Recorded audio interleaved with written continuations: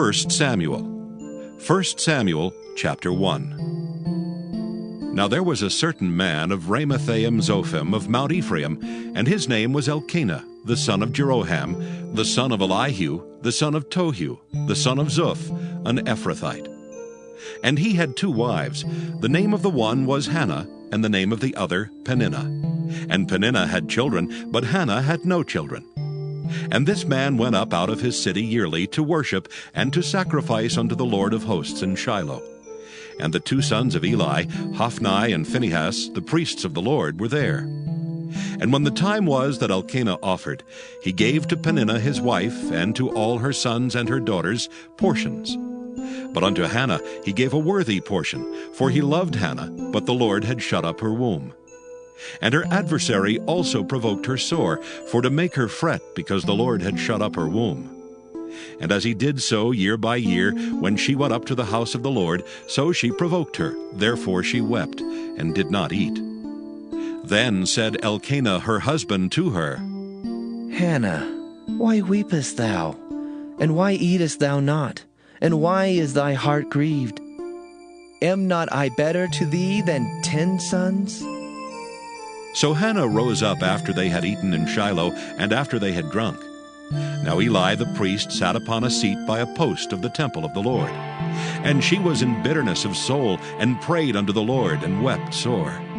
And she vowed a vow, and said, O Lord of hosts, if thou wilt indeed look on the affliction of thine handmaid, and remember me, and not forget thine handmaid, but wilt give unto thine handmaid a man-child, then I will give him unto the Lord all the days of his life, and there shall no razor come upon his head. And it came to pass, as she continued praying before the Lord, that Eli marked her mouth. Now Hannah, she spake in her heart. Only her lips moved, but her voice was not heard. Therefore Eli thought she had been drunken. And Eli said unto her, How long wilt thou be drunken? Put away thy wine from thee. And Hannah answered and said, No, my Lord, I am a woman of a sorrowful spirit. I have drunk neither wine nor strong drink, but have poured out my soul before the Lord. Count not thine handmaid for a daughter of Belial, for out of the abundance of my complaint and grief have I spoken hitherto. Then Eli answered and said, Go in peace, and the God of Israel grant thee thy petition that thou hast asked of him. And she said, Let thine handmaid find grace in thy sight. So the woman went her way, and did eat, and her countenance was no more sad. And they rose up in the morning early, and worshipped before the Lord, and returned and came to their house to Ramah. And Elkanah knew Hannah his wife, and the Lord remembered her. Wherefore it came to pass, when the time was come about after Hannah had conceived, that she bare a son, and called his name Samuel, saying, Because I have asked him of the Lord. And the man Elkanah and all his house went up to offer unto the Lord the yearly sacrifice and his vow. But Hannah went not up, for she said unto her husband, I will not go up until the child be weaned, and then I will bring him, that he may appear before the Lord, and there abide forever. And Elkanah her husband said unto her, Do what seemeth thee good. Tarry until thou have weaned him. Only the Lord established his word. So the woman abode, and gave her son suck until she weaned him. And when she had weaned him, she took him up with her, with 3 bullocks, and 1 ephah of flour, and a bottle of wine, and brought him unto the house of the Lord in Shiloh, and the child was young. And they slew a bullock, and brought the child to Eli. And she said, O my Lord, as thy soul liveth, my Lord, I am the woman that stood by thee here praying unto the Lord. For this child I prayed, and the Lord hath given me my petition which I asked of him. Therefore also I have lent him to the Lord. As long as he liveth, he shall be lent to the Lord. And he worshipped the Lord there. 1 Samuel chapter 2. And Hannah prayed and said, My heart rejoiceth in the Lord. Mine horn is exalted in the Lord. My mouth is enlarged over mine enemies, because I rejoice in thy salvation. There is none holy as the Lord, for there is none beside thee. Neither is there any rock like our God.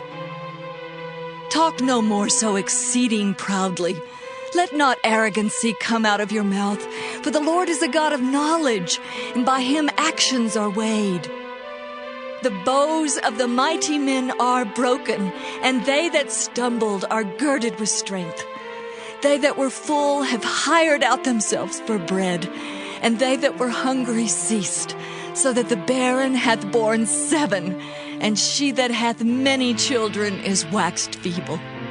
The Lord killeth and maketh alive. He bringeth down to the grave and bringeth up. The Lord maketh poor and maketh rich. He bringeth low and lifteth up.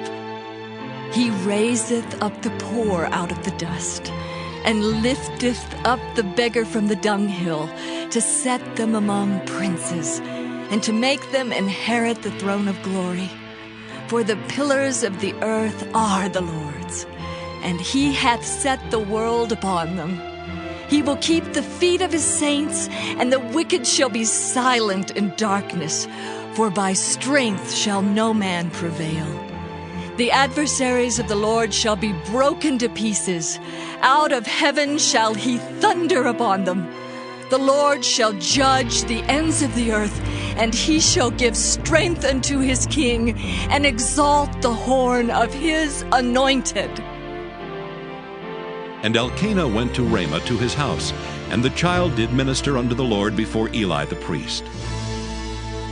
Now the sons of Eli were sons of Belial. They knew not the Lord. And the priest's custom with the people was that when any man offered sacrifice, the priest's servant came while the flesh was in seething, with a flesh hook of 3 teeth in his hand. And he struck it into the pan or kettle or cauldron or pot. All that the flesh hook brought up the priest took for himself. So they did in Shiloh unto all the Israelites that came thither. Also before they burnt the fat, the priest's servant came and said to the man that sacrificed, Give flesh to roast for the priest, for he will not have sodden flesh of thee, but raw. And if any man said unto him, Let them not fail to burn the fat presently, and then take as much as thy soul desireth. Then he would answer him, Nay, but thou shalt give it me now, and if not, I will take it by force. Wherefore the sin of the young men was very great before the Lord, for men abhorred the offering of the Lord. But Samuel ministered before the Lord, being a child girded with a linen ephod. Moreover, his mother made him a little coat, and brought it to him from year to year when she came up with her husband to offer the yearly sacrifice. And Eli blessed Elkanah and his wife, and said, The Lord give thee seed of this woman for the loan which is lent to the Lord. And they went unto their own home. And the Lord visited Hannah so that she conceived, and bare 3 sons and 2 daughters. And the child Samuel grew before the Lord. Now Eli was very old, and heard all that his sons did unto all Israel, and how they lay with the women that assembled at the door of the tabernacle of the congregation. And he said unto them, Why do ye such things? For I hear of your evil dealings by all this people. Nay, my sons, for it is no good report that I hear. Ye make the Lord's people to transgress. If one man sin against another, the judge shall judge him. But if a man sin against the Lord, who shall entreat for him?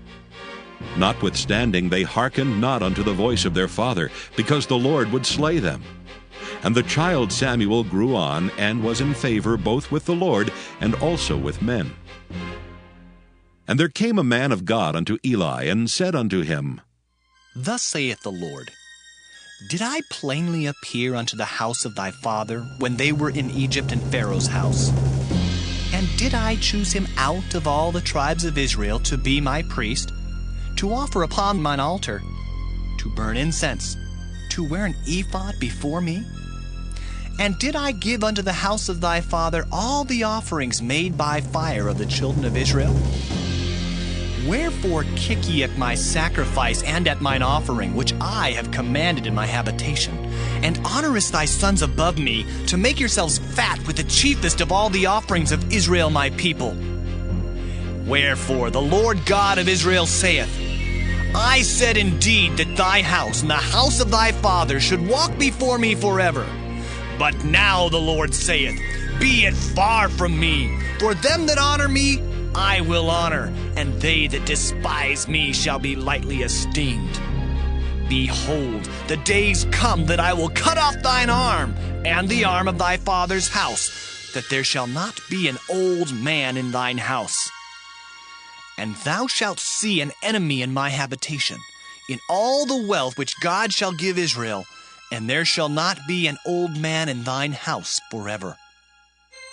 And the man of thine, whom I shall not cut off from mine altar, shall be to consume thine eyes, and to grieve thine heart. And all the increase of thine house shall die in the flower of their age. And this shall be a sign unto thee, that shall come upon thy sons, on Hophni and Phinehas. In one day they shall die, both of them. And I will raise me up a faithful priest, that shall do according to that which is in mine heart and in my mind. And I will build him a sure house, and he shall walk before mine anointed forever. And it shall come to pass that every one that is left in thine house shall come and crouch to him for a piece of silver and a morsel of bread, and shall say, Put me, I pray thee, into one of the priest's offices, that I may eat a piece of bread. 1 Samuel, chapter 3. And the child Samuel ministered unto the Lord before Eli. And the word of the Lord was precious in those days. There was no open vision. And it came to pass at that time, when Eli was laid down in his place, and his eyes began to wax dim, that he could not see. And ere the lamp of God went out in the temple of the Lord, where the ark of God was, and Samuel was laid down to sleep, that the Lord called, Samuel. And he answered, Here am I. And he ran unto Eli and said, Here am I, for thou calledst me. And he said, I called not. Lie down again.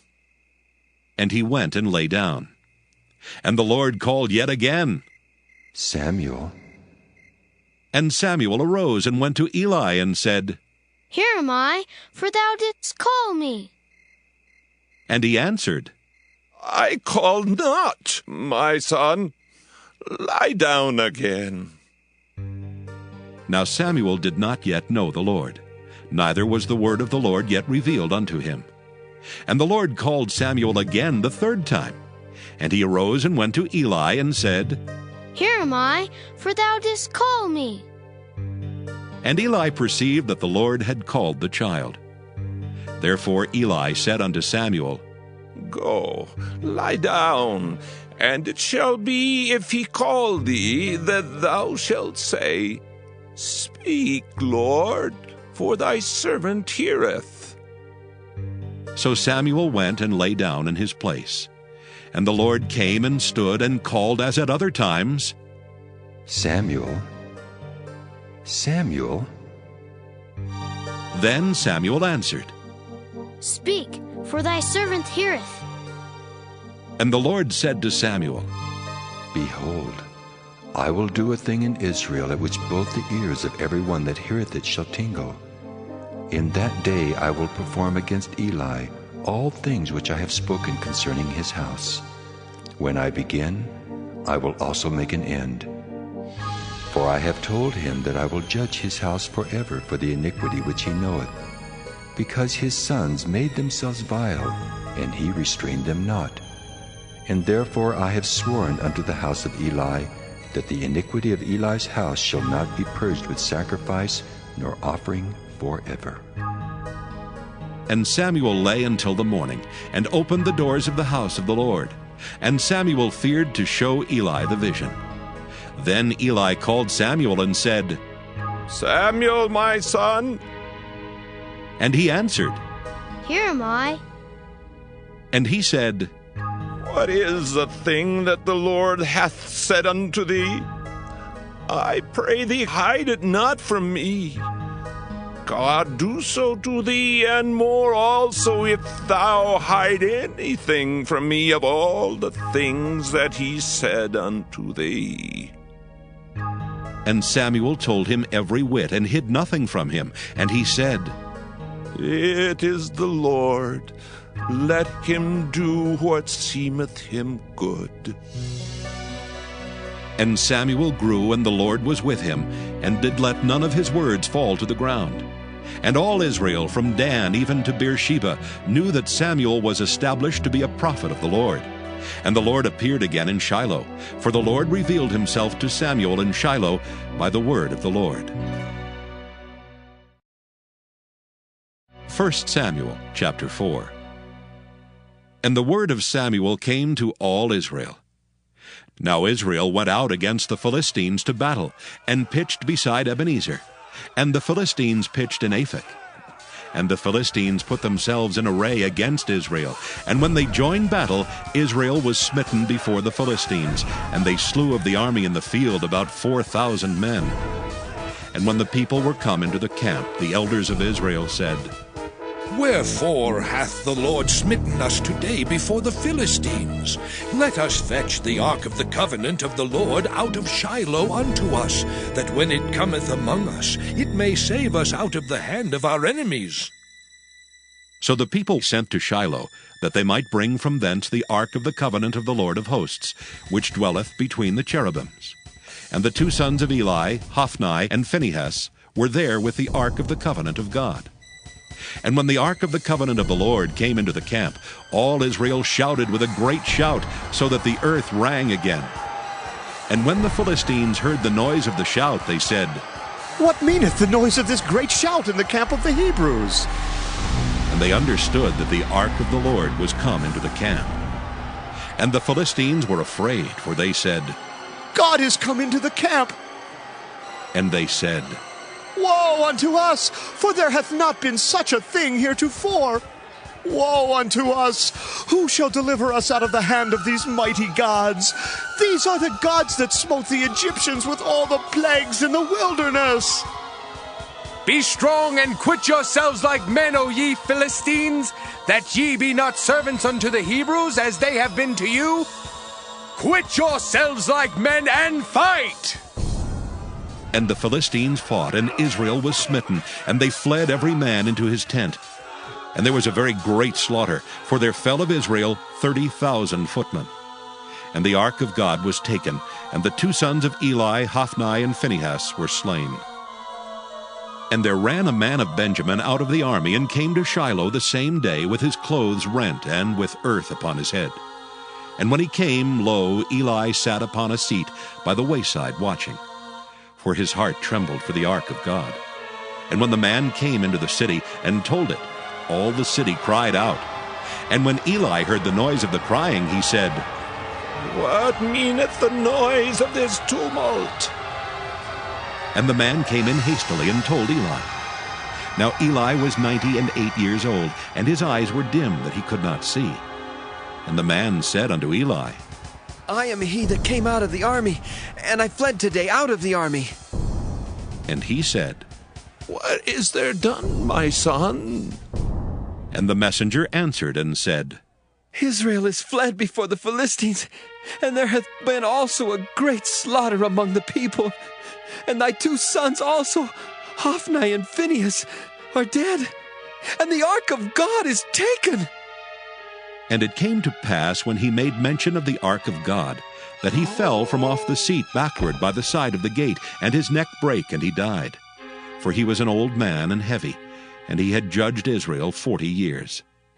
And his daughter-in-law, Phinehas' wife, was with child near to be delivered. And when she heard the tidings that the ark of God was taken, and that her father-in-law and her husband were dead, she bowed herself and travailed, for her pains came upon her. And about the time of her death, the women that stood by her said unto her, Fear not, for thou hast borne a son. But she answered not, neither did she regard it.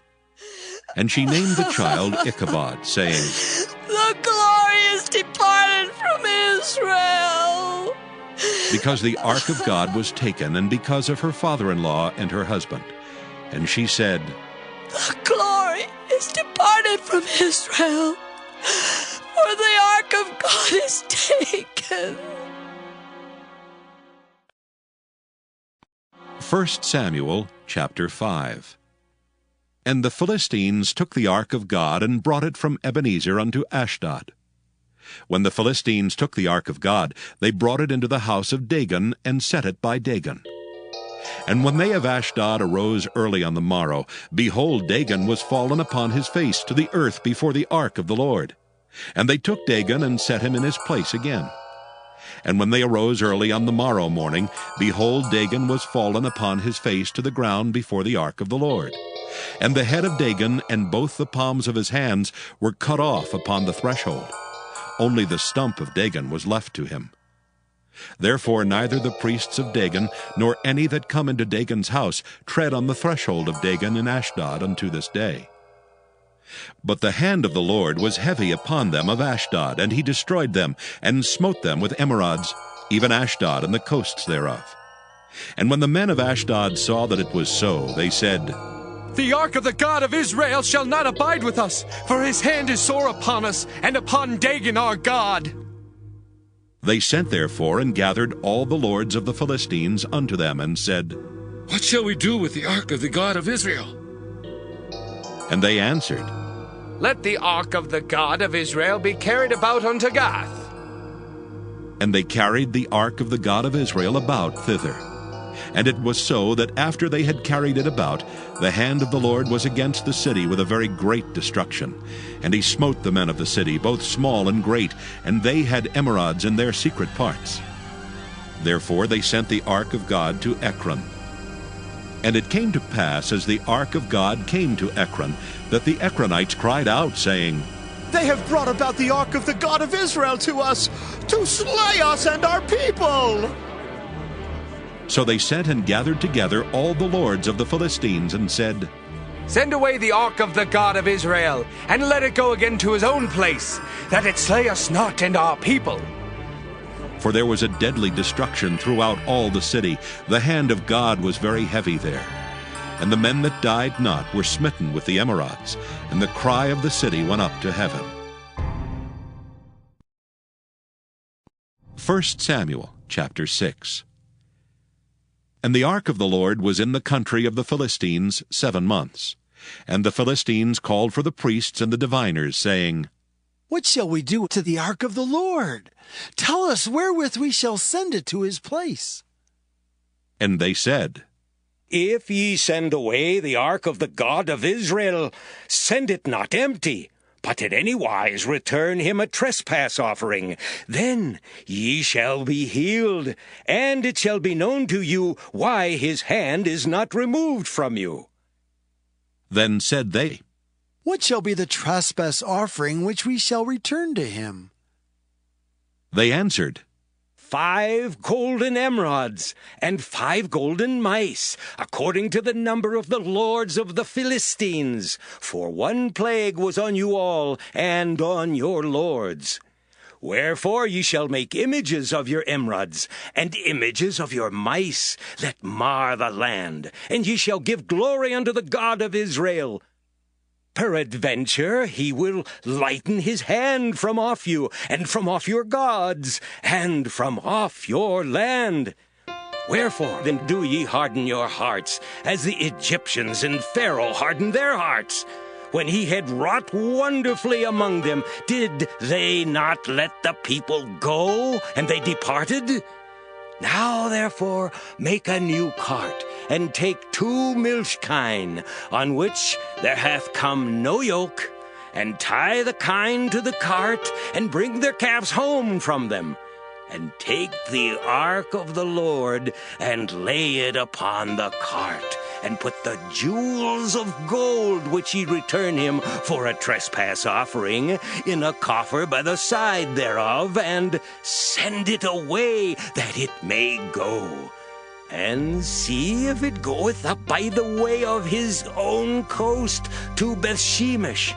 Then he hath done us this great evil. But if not, then we shall know that it is not his hand that smote us. It was a chance that happened to us. And the men did so, and took 2 milch kine, and tied them to the cart, and shut up their calves at home. And they laid the ark of the Lord upon the cart, and the coffer with the mice of gold and the images of their emerods.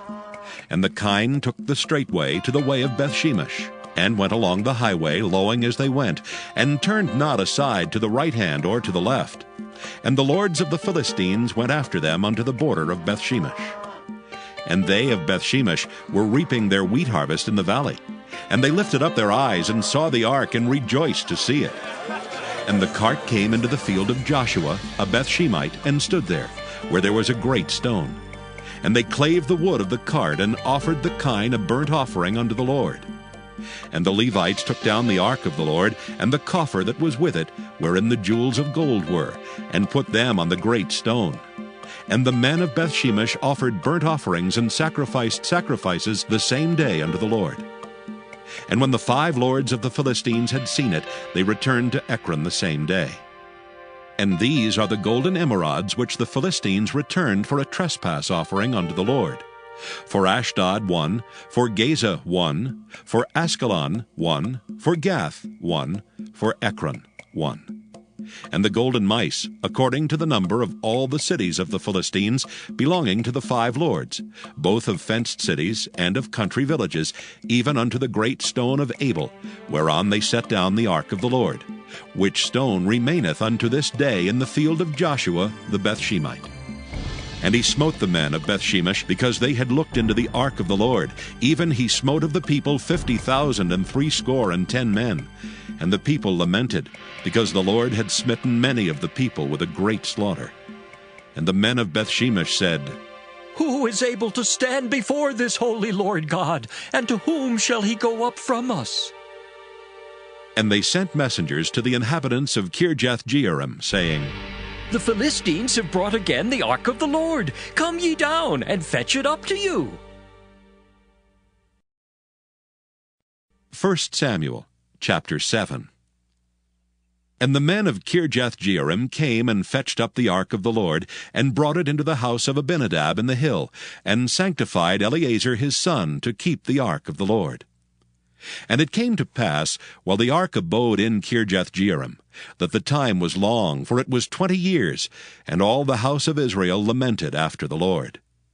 And Samuel spake unto all the house of Israel, saying, If ye do return unto the Lord with all your hearts, then put away the strange gods and Ashtaroth from among you, and prepare your hearts unto the Lord, and serve him only, and he will deliver you out of the hand of the Philistines.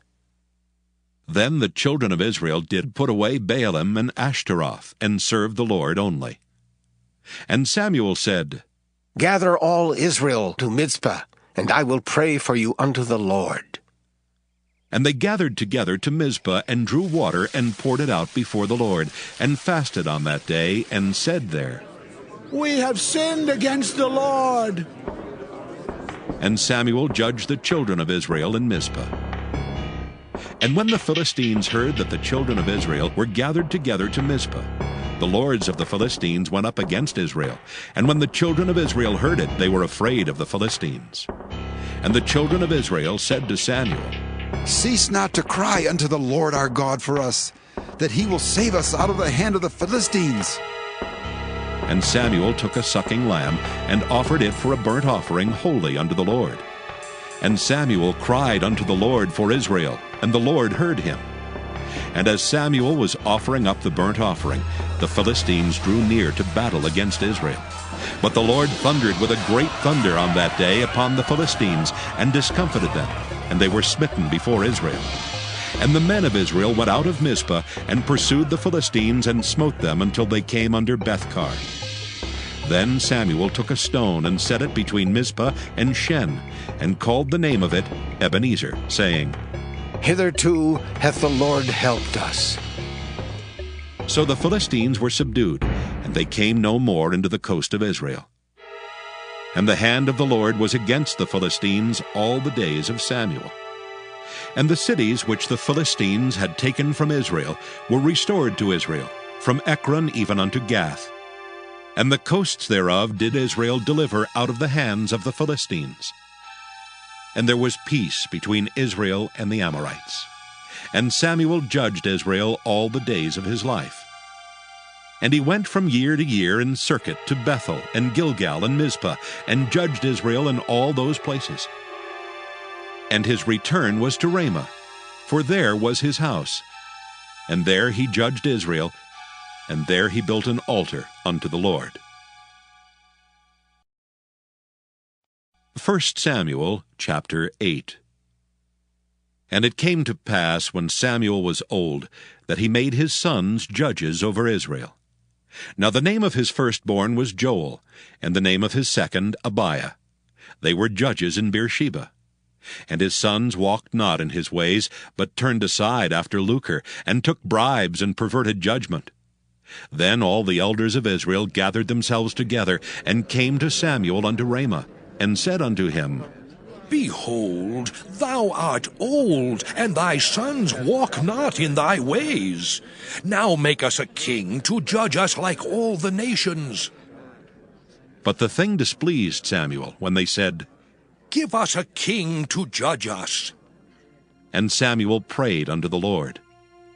And the Lord said unto Samuel, Hearken unto the voice of the people in all that they say unto thee.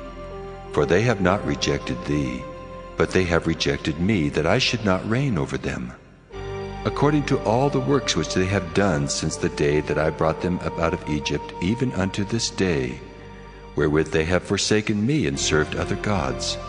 So do they also unto thee. Now therefore hearken unto their voice. Howbeit, yet protest solemnly unto them, and show them the manner of the king that shall reign over them. And Samuel told all the words of the Lord unto the people that asked of him a king. And he said, This will be the manner of the king that shall reign over you. He will take your sons, and appoint them for himself, for his chariots, and to be his horsemen, and some shall run before his chariots. And he will appoint him captains over thousands, and captains over 50s, and will set them to ear his ground, and to reap his harvest, and to make his instruments of war, and instruments of his chariots. And he will take your daughters to be confectionaries, and to be cooks, and to be bakers. And he will take your fields, and your vineyards, and your olive yards, even the best of them, and give them to his servants. And he will take the 10th of your seed, and of your vineyards, and give to his officers and to his servants. And he will take your men servants, and your maidservants, and your goodliest young men, and your asses, and put them to his work. He will take the 10th of your sheep, and ye shall be his servants. And ye shall cry out in that day, because of your king, which ye shall have chosen you, and the Lord will not hear you in that day. Nevertheless, the people refused to obey the voice of Samuel, and they said, Nay, but we will have a king over us, that we also may be like all the nations, and that our king may judge us and go out before us and fight our battles. And Samuel heard all the words of the people, and he rehearsed them in the ears of the Lord. And the Lord said to Samuel, Hearken unto their voice, and make them a king. And Samuel said unto the men of Israel, Go ye every man unto his city. 1 Samuel chapter 9. Now there was a man of Benjamin whose name was Kish, the son of Abiel, the son of Zeror, the son of Bechorath, the son of Aphiah, a Benjamite, a mighty man of power. And he had a son whose name was Saul, a choice young man and a goodly. And there was not among the children of Israel a goodlier person than he. From his shoulders and upward he was higher than any of the people. And the asses of Kish Saul's father were lost. And Kish said to Saul his son, Take now one of the servants with thee, and arise, go seek the asses. And he passed through Mount Ephraim, and passed through the land of Shalisha, but they found them not.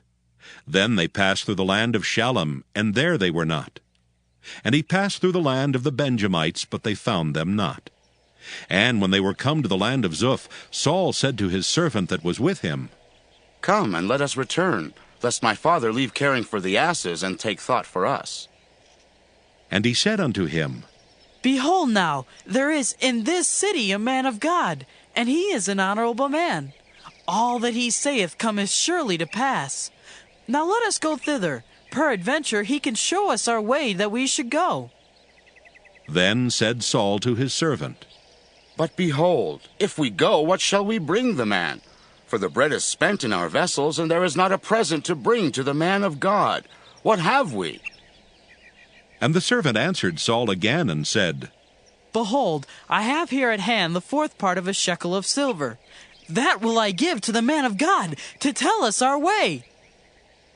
Beforetime in Israel, when a man went to inquire of God, thus he spake, Come, and let us go to the seer. For he that is now called a prophet was beforetime called a seer. Then Saul said to his servant, Well said. Come, let us go. So they went unto the city where the man of God was. And as they went up the hill to the city, they found young maidens going out to draw water, and said unto them, Is the seer here? And they answered them and said, He is. Behold, he is before you. Make haste now, for he came today to the city, for there is a sacrifice of the people today in the high place. As soon as ye be come into the city, ye shall straightway find him, before he go up to the high place to eat. For the people will not eat until he come, because he doth bless the sacrifice, and afterwards they eat that be bidden. Now therefore get you up, for about this time ye shall find him. And they went up into the city. And when they were come into the city, behold, Samuel came out against them, for to go up to the high place. Now the Lord had told Samuel in his ear a day before Saul came, saying, Tomorrow about this time I will send thee a man out of the land of Benjamin, and thou shalt anoint him to be captain over my people Israel, that he may save my people out of the hand of the Philistines. For I have looked upon my people, because their cry is come unto me. And when Samuel saw Saul, the Lord said unto him, Behold the man whom I spake to thee of. This same shall reign over my people. Then Saul drew near to Samuel in the gate, and said, Tell me, I pray thee, where the seer's house is. And Samuel answered Saul, and said, I am the seer. Go up before me unto the high place, for ye shall eat with me today, and tomorrow I will let thee go, and will tell thee all that is in thine heart. And as for thine asses that were lost 3 days ago, set not thy mind on them, for they are found. And on whom is all the desire of Israel? Is it not on thee, and on all thy father's house? And Saul answered and said, Am not I a Benjamite, of the smallest of the tribes of Israel? And my family the least of all the families of the tribe of Benjamin. Wherefore then speakest thou so to me? And Samuel took Saul and his servant, and brought them into the parlor, and made them sit in the chiefest place among them that were bidden, which were about 30 persons. And Samuel said unto the cook, Bring the portion which I gave thee, of which I said unto thee, Set it by thee. And the cook took up the shoulder, and that which was upon it, and set it before Saul. And Samuel said, Behold that which is left. Set it before thee, and eat. For unto this time hath it been kept for thee, since I said, I have invited the people. So Saul did eat with Samuel that day. And when they were come down from the high place into the city, Samuel communed with Saul upon the top of the house. And they arose early, and it came to pass about the spring of the day, that Samuel called Saul to the top of the house, saying, Up, that I may send thee away. And Saul arose, and they went out, both of them, he and Samuel, abroad. And as they were going down to the end of the city, Samuel said to Saul, Bid the servant pass on before us. And he passed on. But stand thou still a while, that I may show thee the word of God. 1 Samuel chapter 10. Then Samuel took a vial of oil and poured it upon his head, and kissed him, and said, Is it not because the Lord hath anointed thee to be captain over his inheritance? When thou art departed from me today, then thou shalt find 2 men by Rachel's sepulchre in the border of Benjamin at Zelzah. And they will say unto thee, The asses which thou wentest to seek are found, and lo, thy father hath left the care of the asses, and sorroweth for you, saying, What shall I do for my son? Then shalt thou go on forward from thence, and thou shalt come to the plain of Tabor, and there shall meet thee 3 men going up to God to Bethel, one carrying 3 kids, and another carrying 3 loaves of bread, and another carrying a bottle of wine. And they will salute thee, and give thee 2 loaves of bread, which thou shalt receive of their hands. After that thou shalt come to the hill of God, where is the garrison of the Philistines. And it shall come to pass, when thou art come thither to the city, that thou shalt meet a company of prophets coming down from the high place with a psaltery and a tabret and a pipe and a harp before them. And they shall prophesy. And the Spirit of the Lord will come upon thee, and thou shalt prophesy with them, and shalt be turned into another man. And let it be, when these signs are come unto thee, that thou do as occasion serve thee, for God is with thee. And thou shalt go down before me to Gilgal, and behold, I will come down unto thee, to offer burnt offerings, and to sacrifice sacrifices of peace offerings. 7 days shalt thou tarry, till I come to thee, and show thee what thou shalt do. And it was so that when he had turned his back to go from Samuel, God gave him another heart. And all those signs came to pass that day. And when they came thither to the hill, behold, a company of prophets met him, and the Spirit of God came upon him, and he prophesied among them. And it came to pass, when all that knew him beforetime saw that, behold, he prophesied among the prophets, then the people said to one another, What is this that is come unto the son of Kish? Is Saul also among the prophets? And one of the same place answered and said, But who is their father? Therefore it became a proverb, Is Saul also among the prophets? And when he had made an end of prophesying, he came to the high place. And Saul's uncle said unto him and to his servant, Whither went ye? And he said, To seek the asses. And when we saw that they were nowhere, we came to Samuel. And Saul's uncle said, Tell me, I pray thee, what Samuel said unto you. And Saul said unto his uncle, He told us plainly that the asses were found. But of the matter of the kingdom whereof Samuel spake he told him not. And Samuel called the people together unto the Lord to Mizpah, and said unto the children of Israel, Thus saith the Lord God of Israel, I brought up Israel out of Egypt, and delivered you out of the hand of the Egyptians, and out of the hand of all kingdoms, and of them that oppressed you. And ye have this day rejected your God, who himself saved you out of all your adversities and your tribulations, and ye have said unto him, Nay, but set a king over us. Now therefore present yourselves before the Lord by your tribes and by your thousands. And when Samuel had caused all the tribes of Israel to come near, the tribe of Benjamin was taken. When he had caused the tribe of Benjamin to come near by their families, the family of Matri was taken, and Saul the son of Kish was taken. And when they sought him, he could not be found. Therefore they inquired of the Lord further, if the man should yet come thither. And the Lord answered, Behold, He hath hid himself among the stuff. And they ran and fetched him thence. And when he stood among the people, he was higher than any of the people from his shoulders and upward. And Samuel said to all the people, See ye him whom the Lord hath chosen, that there is none like him among all the people. And all the people shouted and said, God save the king! Then Samuel told the people the manner of the kingdom, and wrote it in a book, and laid it up before the Lord. And Samuel sent all the people away, every man to his house. And Saul also went home to Gibeah, and there went with him a band of men whose hearts God had touched. But the children of Belial said, How shall this man save us? And they despised him, and brought him no presents, but he held his peace.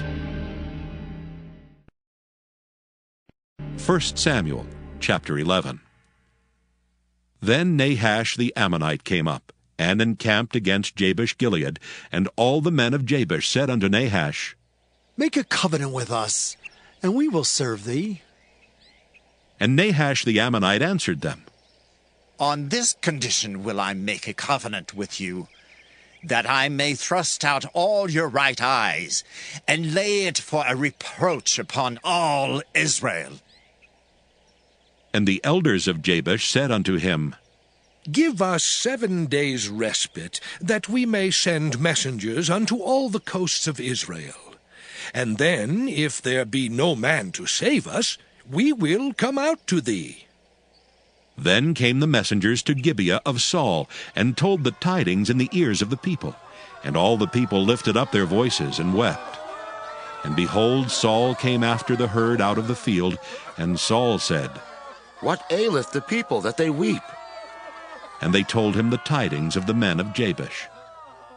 And the Spirit of God came upon Saul when he heard those tidings, and his anger was kindled greatly. And he took a yoke of oxen and hewed them in pieces, and sent them throughout all the coasts of Israel by the hands of messengers, saying, Whosoever cometh not forth after Saul and after Samuel, so shall it be done unto his oxen. And the fear of the Lord fell on the people, and they came out with one consent. And when he numbered them in Bezek, the children of Israel were 300,000, and the men of Judah 30,000. And they said unto the messengers that came, Thus shall ye say unto the men of Jabesh-Gilead, Tomorrow by that time the sun be hot, ye shall have help. And the messengers came and showed it to the men of Jabesh, and they were glad. Therefore the men of Jabesh said, Tomorrow we will come out unto you, and ye shall do with us all that seemeth good unto you. And it was so on the morrow that Saul put the people in 3 companies. And they came into the midst of the host in the morning watch, and slew the Ammonites until the heat of the day. And it came to pass that they which remained were scattered, so that 2 of them were not left together. And the people said unto Samuel, Who is he that said, Shall Saul reign over us? Bring the men, that we may put them to death. And Saul said, There shall not a man be put to death this day. For today the Lord hath wrought salvation in Israel. Then said Samuel to the people, Come, and let us go to Gilgal, and renew the kingdom there. And all the people went to Gilgal, and there they made Saul king before the Lord in Gilgal.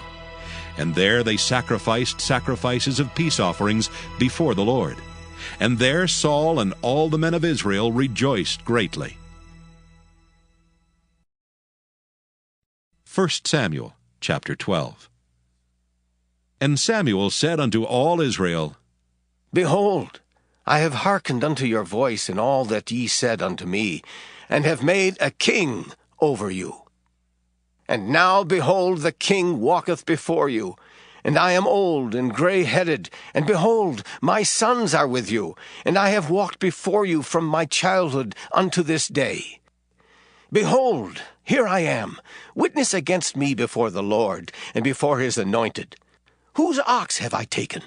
Or whose ass have I taken? Or whom have I defrauded? Whom have I oppressed? Or of whose hand have I received any bribe to blind mine eyes therewith? And I will restore it you. And they said, Thou hast not defrauded us, nor oppressed us, neither hast thou taken aught of any man's hand. And he said unto them, The Lord is witness against you, and his anointed is witness this day, that ye have not found aught in my hand. And they answered, He is witness. And Samuel said unto the people, It is the Lord that advanced Moses and Aaron, and that brought your fathers up out of the land of Egypt. Now therefore stand still, that I may reason with you before the Lord of all the righteous acts of the Lord, which he did to you and to your fathers. When Jacob was come into Egypt, and your fathers cried unto the Lord, then the Lord sent Moses and Aaron, which brought forth your fathers out of Egypt, and made them dwell in this place. And when they forgat the Lord their God, he sold them into the hand of Sisera, captain of the host of Hazor, and into the hand of the Philistines, and into the hand of the king of Moab. And they fought against them.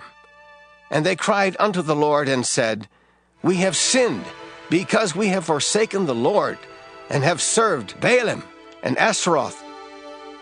But now deliver us out of the hand of our enemies, and we will serve thee. And the Lord sent Jerubbaal, and Bedan, and Jephthah, and Samuel, and delivered you out of the hand of your enemies on every side, and ye dwelled safe. And when ye saw that Nahash, the king of the children of Ammon, came against you, ye said unto me, Nay, but a king shall reign over us, when the Lord your God was your king. Now, therefore, behold the king whom ye have chosen, and whom ye have desired. And behold, the Lord hath set a king over you. If ye will fear the Lord, and serve him, and obey his voice, and not rebel against the commandment of the Lord, then shall both ye and also the king that reigneth over you continue following the Lord your God. But if ye will not obey the voice of the Lord, but rebel against the commandment of the Lord, then shall the hand of the Lord be against you, as it was against your fathers. Now, therefore, stand and see this great thing, which the Lord will do before your eyes. Is it not wheat harvest today?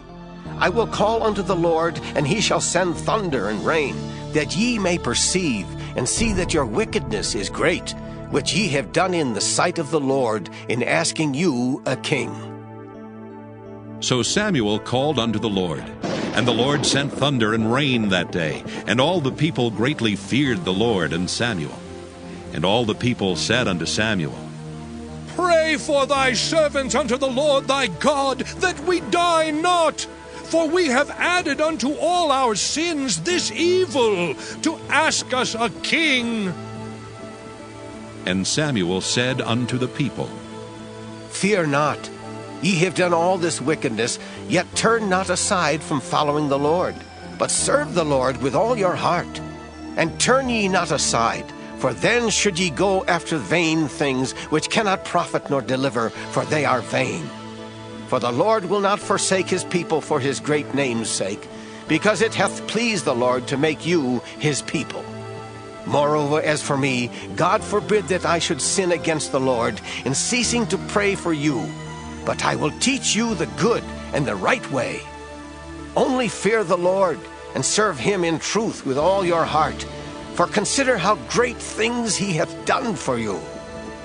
But if ye shall still do wickedly, ye shall be consumed, both ye and your king. 1 Samuel chapter 13. Saul reigned 1 year. And when he had reigned 2 years over Israel, Saul chose him 3,000 men of Israel, whereof 2,000 were with Saul in Michmash and in Mount Bethel, and 1,000 were with Jonathan in Gibeah of Benjamin. And the rest of the people he sent every man to his tent. And Jonathan smote the garrison of the Philistines that was in Gibeah, and the Philistines heard of it. And Saul blew the trumpet throughout all the land, saying, Let the Hebrews hear! And all Israel heard say that Saul had smitten a garrison of the Philistines, and that Israel also was had an abomination with the Philistines. And the people were called together after Saul to Gilgal. And the Philistines gathered themselves together to fight with Israel, 30,000 chariots and 6,000 horsemen, and people as the sand which is on the seashore in multitude. And they came up and pitched in Michmash, eastward from Bethaven. When the men of Israel saw that they were in a strait, for the people were distressed, then the people did hide themselves in caves and in thickets, and in rocks, and in high places, and in pits. And some of the Hebrews went over Jordan to the land of Gad and Gilead. As for Saul, he was yet in Gilgal, and all the people followed him trembling. And he tarried 7 days, according to the set time that Samuel had appointed. But Samuel came not to Gilgal, and the people were scattered from him. And Saul said, Bring hither a burnt offering to me, and peace offerings. And he offered the burnt offering. And it came to pass, that as soon as he had made an end of offering the burnt offering, behold, Samuel came, and Saul went out to meet him, that he might salute him. And Samuel said, What hast thou done? And Saul said, Because I saw that the people were scattered from me, and that thou camest not within the days appointed, and that the Philistines gathered themselves together at Michmash. Therefore, said I, the Philistines will come down now upon me to Gilgal, and I have not made supplication unto the Lord. I forced myself, therefore, and offered a burnt offering. And Samuel said to Saul, Thou hast done foolishly. Thou hast not kept the commandment of the Lord thy God, which he commanded thee. For now would the Lord have established thy kingdom upon Israel forever. But now thy kingdom shall not continue. The Lord hath sought him a man after his own heart, and the Lord hath commanded him to be captain over his people, because thou hast not kept that which the Lord commanded thee. And Samuel arose and gat him up from Gilgal unto Gibeah of Benjamin. And Saul numbered the people that were present with him, about 600 men. And Saul and Jonathan his son, and the people that were present with them, abode in Gibeah of Benjamin. But the Philistines encamped in Michmash. And the spoilers came out of the camp of the Philistines in 3 companies.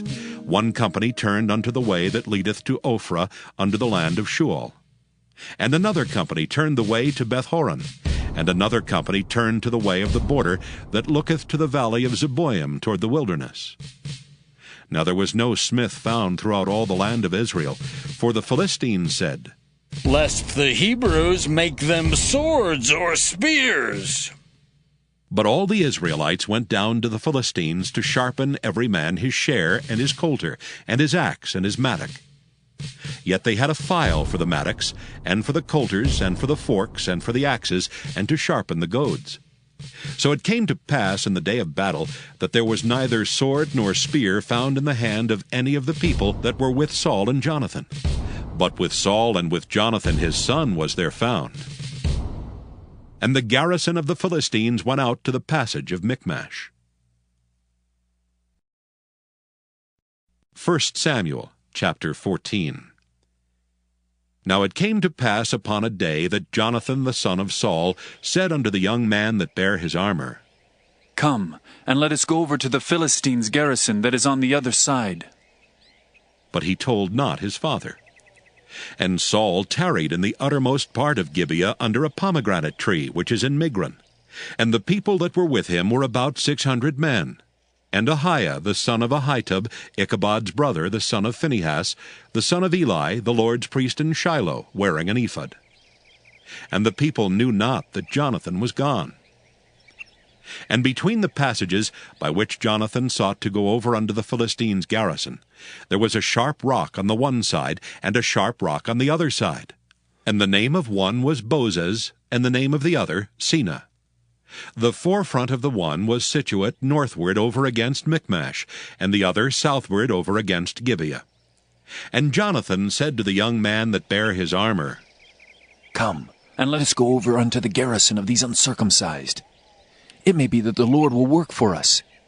For there is no restraint to the Lord to save by many or by few. And his armor-bearer said unto him, Do all that is in thine heart. Turn thee. Behold, I am with thee according to thy heart. Then said Jonathan, Behold, we will pass over unto these men, and we will discover ourselves unto them. If they say unto us, Tarry until we come to you, then we will stand still in our place, and will not go up unto them.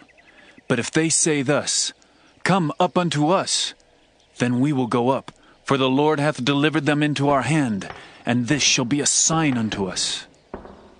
And both of them discovered themselves unto the garrison of the Philistines. And the Philistines said, Behold, the Hebrews come forth out of the holes where they had hid themselves. And the men of the garrison answered Jonathan and his armor-bearer, and said, Come up to us, and we will show you a thing. And Jonathan said unto his armor-bearer, Come up after me, for the Lord hath delivered them into the hand of Israel. And Jonathan climbed up upon his hands and upon his feet, and his armor-bearer after him. And they fell before Jonathan, and his armor-bearer slew after him. And that first slaughter, which Jonathan and his armor-bearer made, was about 20 men, within, as it were, an half acre of land, which a yoke of oxen might plow. And there was trembling in the host, in the field, and among all the people. The garrison and the spoilers, they also trembled, and the earth quaked, so it was a very great trembling. And the watchmen of Saul and Gibeah of Benjamin looked, and behold, the multitude melted away, and they went on beating down one another. Then said Saul unto the people that were with him, Number now, and see who is gone from us. And when they had numbered, behold, Jonathan and his armor-bearer were not there. And Saul said unto Ahiah, Bring hither the ark of God. For the ark of God was at that time with the children of Israel. And it came to pass, while Saul talked unto the priest, that the noise that was in the host of the Philistines went on and increased. And Saul said unto the priest, Withdraw thine hand. And Saul and all the people that were with him assembled themselves. And they came to the battle. And behold, every man's sword was against his fellow, and there was a very great discomfiture. Moreover, the Hebrews that were with the Philistines before that time, which went up with them into the camp from the country round about, even they also turned to be with the Israelites that were with Saul and Jonathan. Likewise, all the men of Israel which had hid themselves in Mount Ephraim, when they heard that the Philistines fled, even they also followed hard after them in the battle. So the Lord saved Israel that day, and the battle passed over unto Bethaven. And the men of Israel were distressed that day, for Saul had adjured the people, saying, Cursed be the man that eateth any food until evening, that I may be avenged on mine enemies. So none of the people tasted any food. And all they of the land came to a wood, and there was honey upon the ground. And when the people were come into the wood, behold, the honey dropped, but no man put his hand to his mouth, for the people feared the oath. But Jonathan heard not when his father charged the people with the oath. Wherefore he put forth the end of the rod that was in his hand, and dipped it in an honeycomb, and put his hand to his mouth, and his eyes were enlightened. Then answered one of the people, and said, Thy father straitly charged the people with an oath, saying, Cursed be the man that eateth any food this day. And the people were faint. Then said Jonathan, My father hath troubled the land. See, I pray you, how mine eyes have been enlightened, because I tasted a little of this honey. How much more, if haply the people had eaten freely today of the spoil of their enemies which they found? For had there not been now a much greater slaughter among the Philistines? And they smote the Philistines that day from Michmash to Ajalon, and the people were very faint. And the people flew upon the spoil, and took sheep and oxen and calves, and slew them on the ground, and the people did eat them with the blood. Then they told Saul, saying, Behold, the people sin against the Lord, in that they eat with the blood. And he said, Ye have transgressed. Roll a great stone unto me this day. And Saul said, Disperse yourselves among the people, and say unto them, Bring me hither every man his ox, and every man his sheep, and slay them here, and eat, and sin not against the Lord in eating with the blood. And all the people brought every man his ox with him that night, and slew them there. And Saul built an altar unto the Lord. The same was the first altar that he built unto the Lord.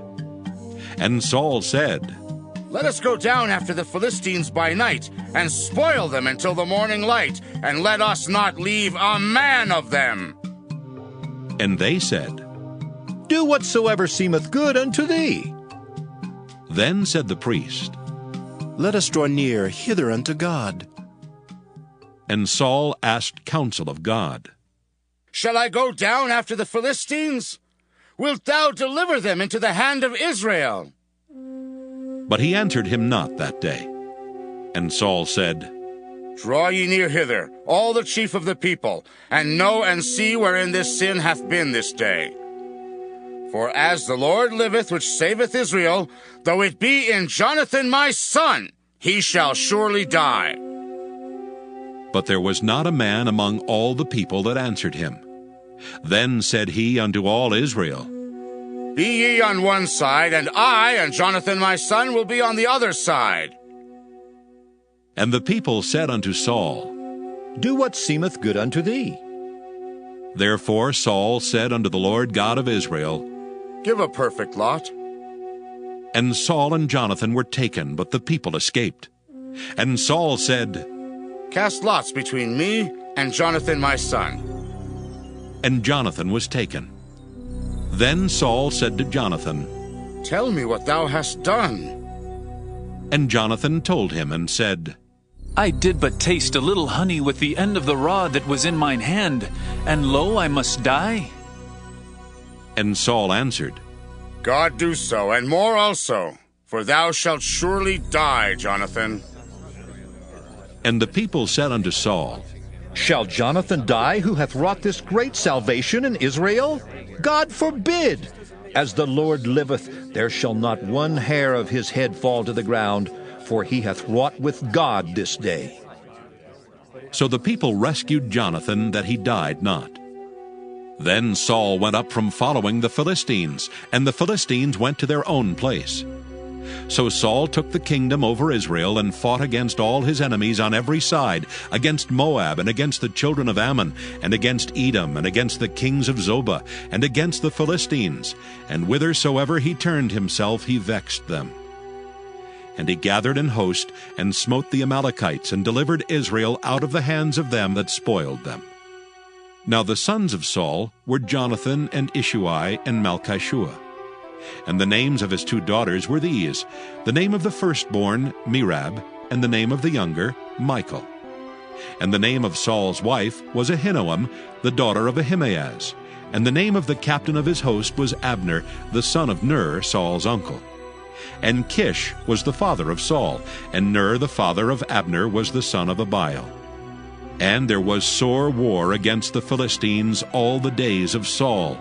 And when Saul saw any strong man or any valiant man, he took him unto him. 1 Samuel chapter 15. Samuel also said unto Saul, The Lord sent me to anoint thee to be king over his people, over Israel. Now therefore hearken thou unto the voice of the words of the Lord. Thus saith the Lord of hosts, I remember that which Amalek did to Israel, how he laid wait for him in the way when he came up from Egypt. Now go, and smite Amalek, and utterly destroy all that they have, and spare them not, but slay both man and woman, infant and suckling, ox and sheep, camel and ass. And Saul gathered the people together, and numbered them in Telaim 200,000 footmen, and 10,000 men of Judah. And Saul came to a city of Amalek, and laid wait in the valley. And Saul said unto the Kenites, Go, depart, get you down from among the Amalekites, lest I destroy you with them. For ye showed kindness to all the children of Israel when they came up out of Egypt. So the Kenites departed from among the Amalekites. And Saul smote the Amalekites from Havilah until thou comest to Shur, that is over against Egypt. And he took Agag, the king of the Amalekites, alive, and utterly destroyed all the people with the edge of the sword.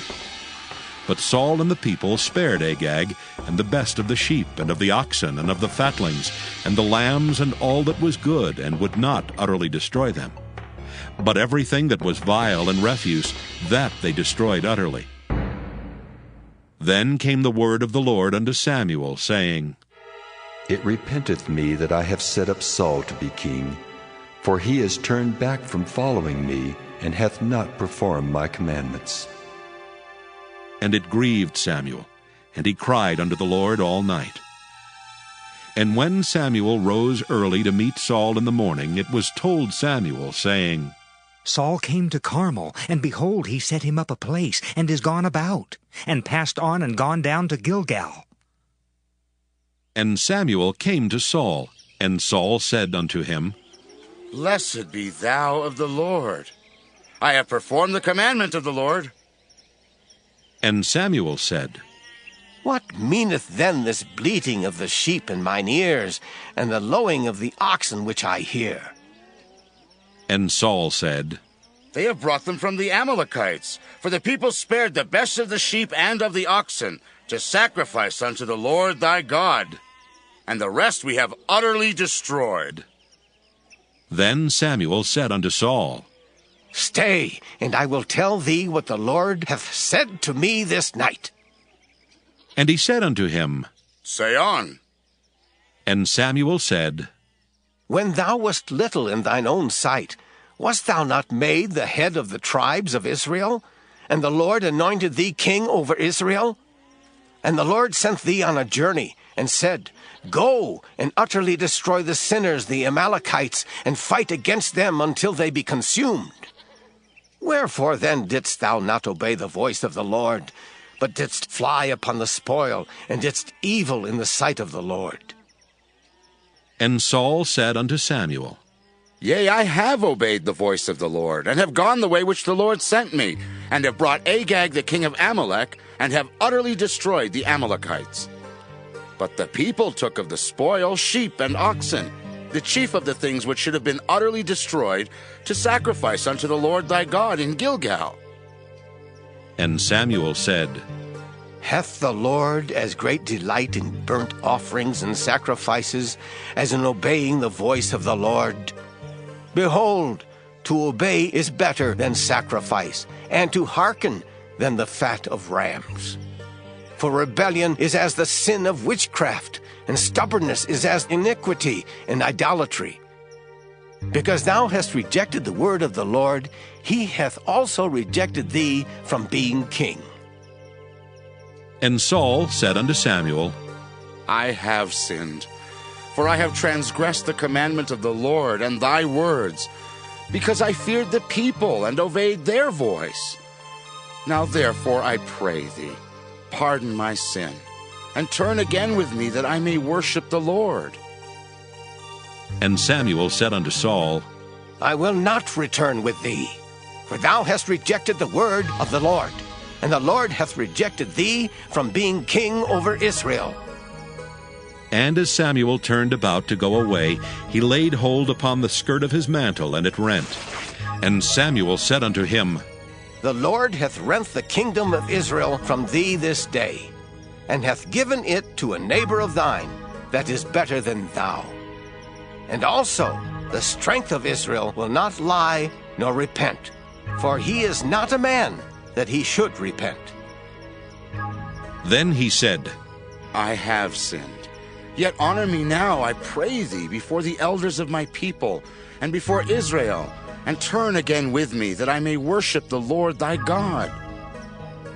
So Samuel turned again after Saul, and Saul worshipped the Lord. Then said Samuel, Bring ye hither to me Agag the king of the Amalekites. And Agag came unto him delicately. And Agag said, Surely the bitterness of death is past. And Samuel said, As thy sword hath made women childless, so shall thy mother be childless among women. And Samuel hewed Agag in pieces before the Lord in Gilgal. Then Samuel went to Ramah, and Saul went up to his house to Gibeah of Saul. And Samuel came no more to see Saul until the day of his death. Nevertheless, Samuel mourned for Saul, and the Lord repented that he had made Saul king over Israel. 1 Samuel chapter 16. And the Lord said unto Samuel, How long wilt thou mourn for Saul, seeing I have rejected him from reigning over Israel? Fill thine horn with oil and go. I will send thee to Jesse the Bethlehemite, for I have provided me a king among his sons. And Samuel said, How can I go? If Saul hear it, he will kill me. And the Lord said, Take an heifer with thee, and say, I am come to sacrifice to the Lord. And call Jesse to the sacrifice. And I will show thee what thou shalt do. And thou shalt anoint unto me him whom I name unto thee. And Samuel did that which the Lord spake, and came to Bethlehem. And the elders of the town trembled at his coming, and said, Comest thou peaceably? And he said, Peaceably. I am come to sacrifice unto the Lord. Sanctify yourselves, and come with me to the sacrifice. And he sanctified Jesse and his sons, and called them to the sacrifice. And it came to pass, when they were come, that he looked on Eliab, and said, Surely the Lord's anointed is before him. But the Lord said unto Samuel, Look not on his countenance, or on the height of his stature, because I have refused him. For the Lord seeth not as man seeth. For man looketh on the outward appearance, but the Lord looketh on the heart. Then Jesse called Abinadab, and made him pass before Samuel, and he said, Neither hath the Lord chosen this. Then Jesse made Shammah to pass by, and he said, Neither hath the Lord chosen this. Again Jesse made 7 of his sons to pass before Samuel. And Samuel said unto Jesse, The Lord hath not chosen these. And Samuel said unto Jesse, Are here all thy children?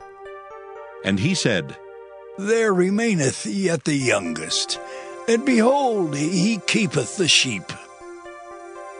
And Samuel said unto Jesse, Send and fetch him, for we will not sit down till he come hither.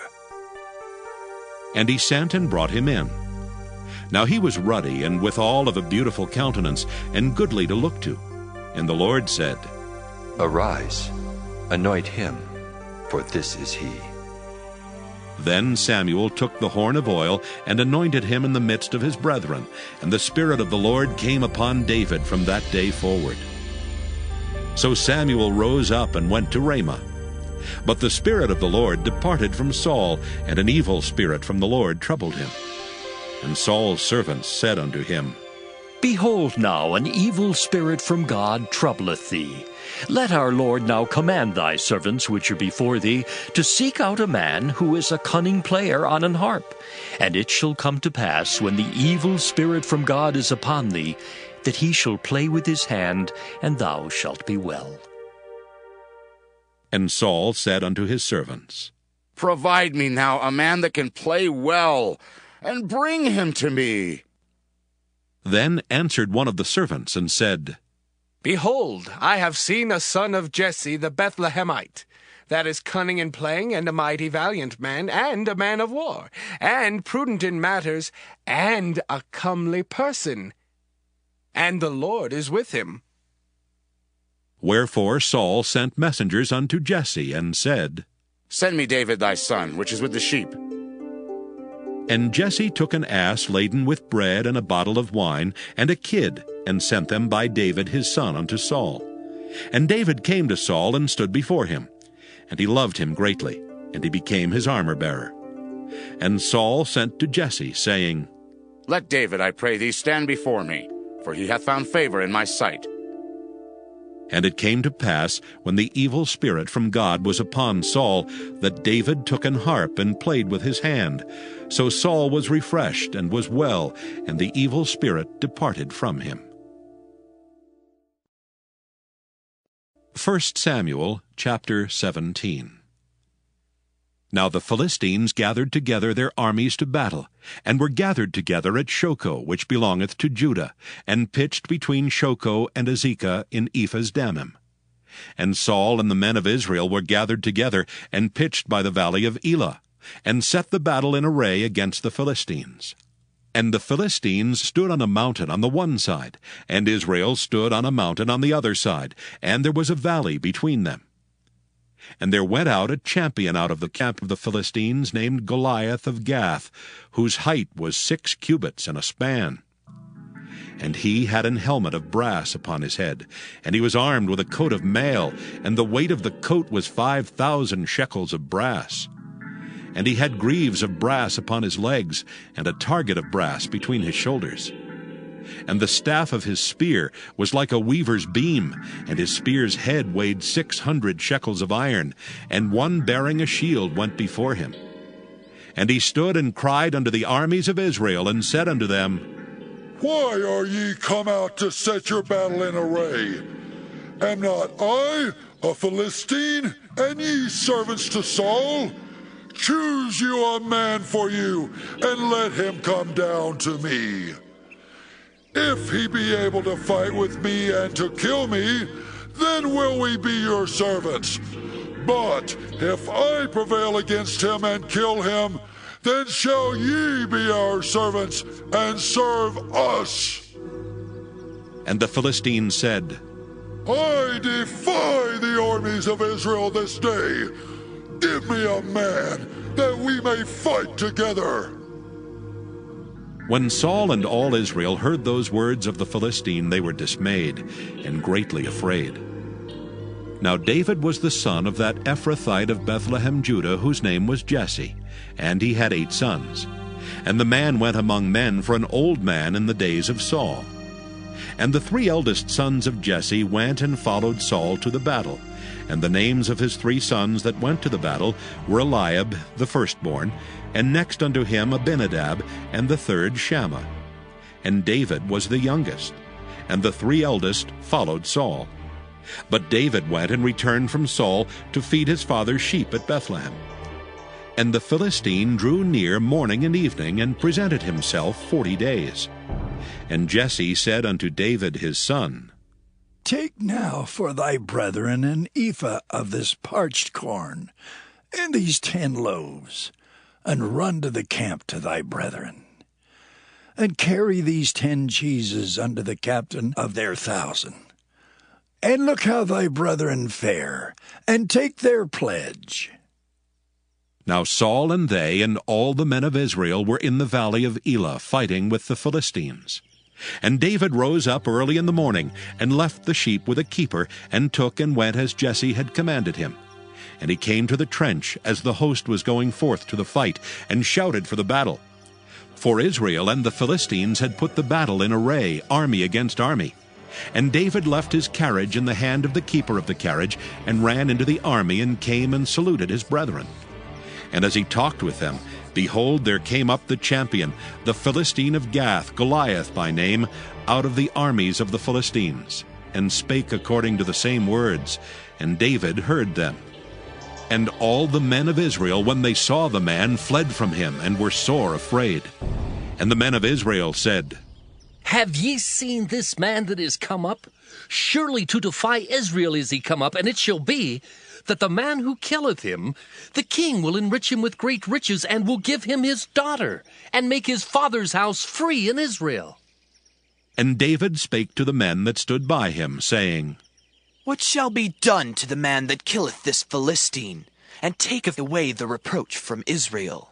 For who is this uncircumcised Philistine, that he should defy the armies of the living God? And the people answered him after this manner, saying, So shall it be done to the man that killeth him. And Eliab his eldest brother heard when he spake unto the men. And Eliab's anger was kindled against David, and he said, Why camest thou down hither? And with whom hast thou left those few sheep in the wilderness? I know thy pride and the naughtiness of thine heart, for thou art come down that thou mightest see the battle. And David said, What have I now done? Is there not a cause? And he turned from him toward another, and spake after the same manner. And the people answered him again after the former manner. And when the words were heard which David spake, they rehearsed them before Saul, and he sent for him. And David said to Saul, Let no man's heart fail because of him. thy servant will go and fight with this Philistine. And Saul said to David, Thou art not able to go against this Philistine to fight with him, for thou art but a youth, and he a man of war from his youth. And David said unto Saul, Thy servant kept his father's sheep, and there came a lion and a bear, and took a lamb out of the flock. And I went out after him, and smote him, and delivered it out of his mouth. And when he arose against me, I caught him by his beard, and smote him, and slew him. Thy servant slew both the lion and the bear, and this uncircumcised Philistine shall be as one of them, seeing he hath defied the armies of the living God. David said moreover, The Lord that delivered me out of the paw of the lion, and out of the paw of the bear, he will deliver me out of the hand of this Philistine.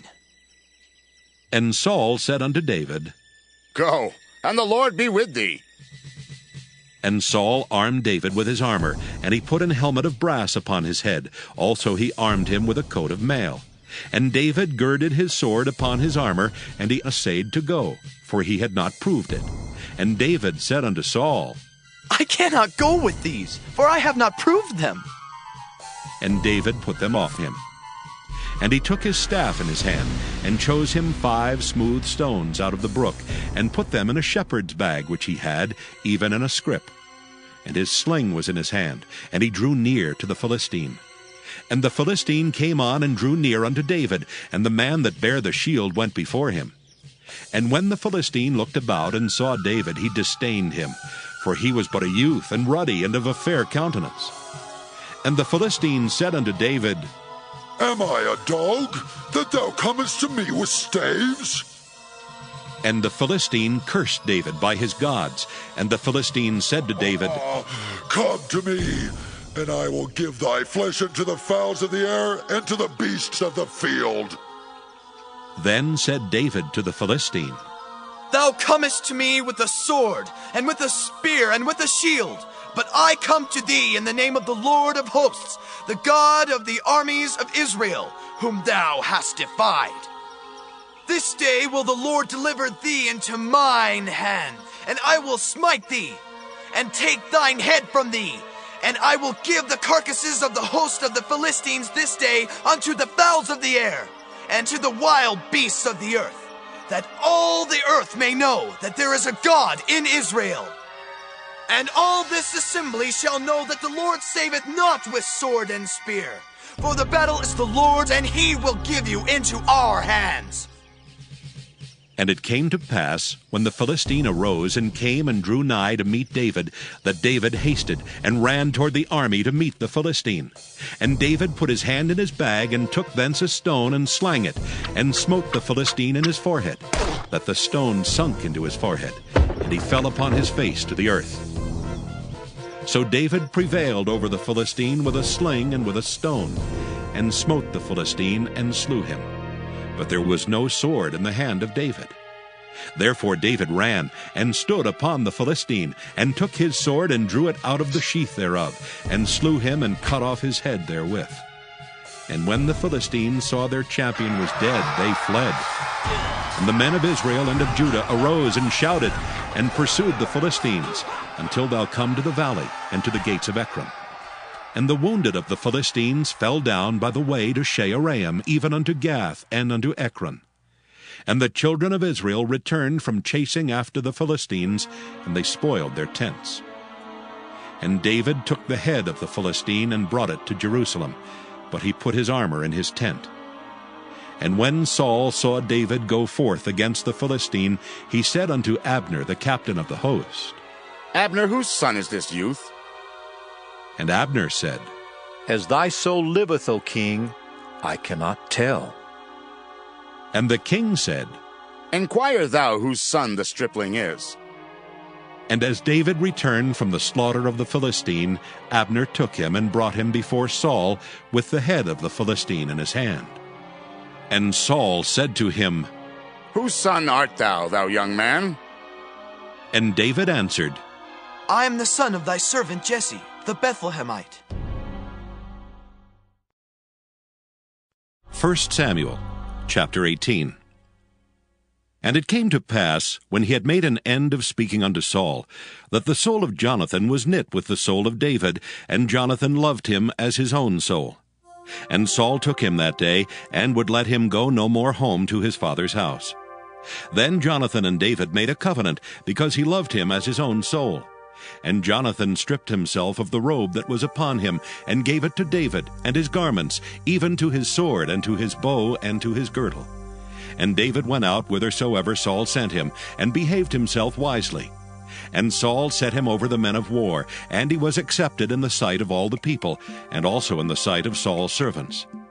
And it came to pass, as they came when David was returned from the slaughter of the Philistine, that the women came out of all cities of Israel, singing and dancing to meet King Saul, with tabrets, with joy, and with instruments of music. And the women answered one another as they played, and said, Saul has killed his thousands, and David his 10,000s. And Saul was very wroth, and the saying displeased him, and he said, They have ascribed unto David 10,000s, and to me they have ascribed but thousands. And what can he have more but the kingdom? And Saul eyed David from that day and forward.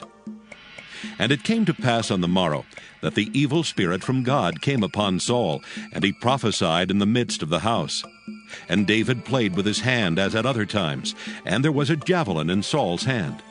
And Saul cast the javelin, for he said, I will smite David even to the wall with it.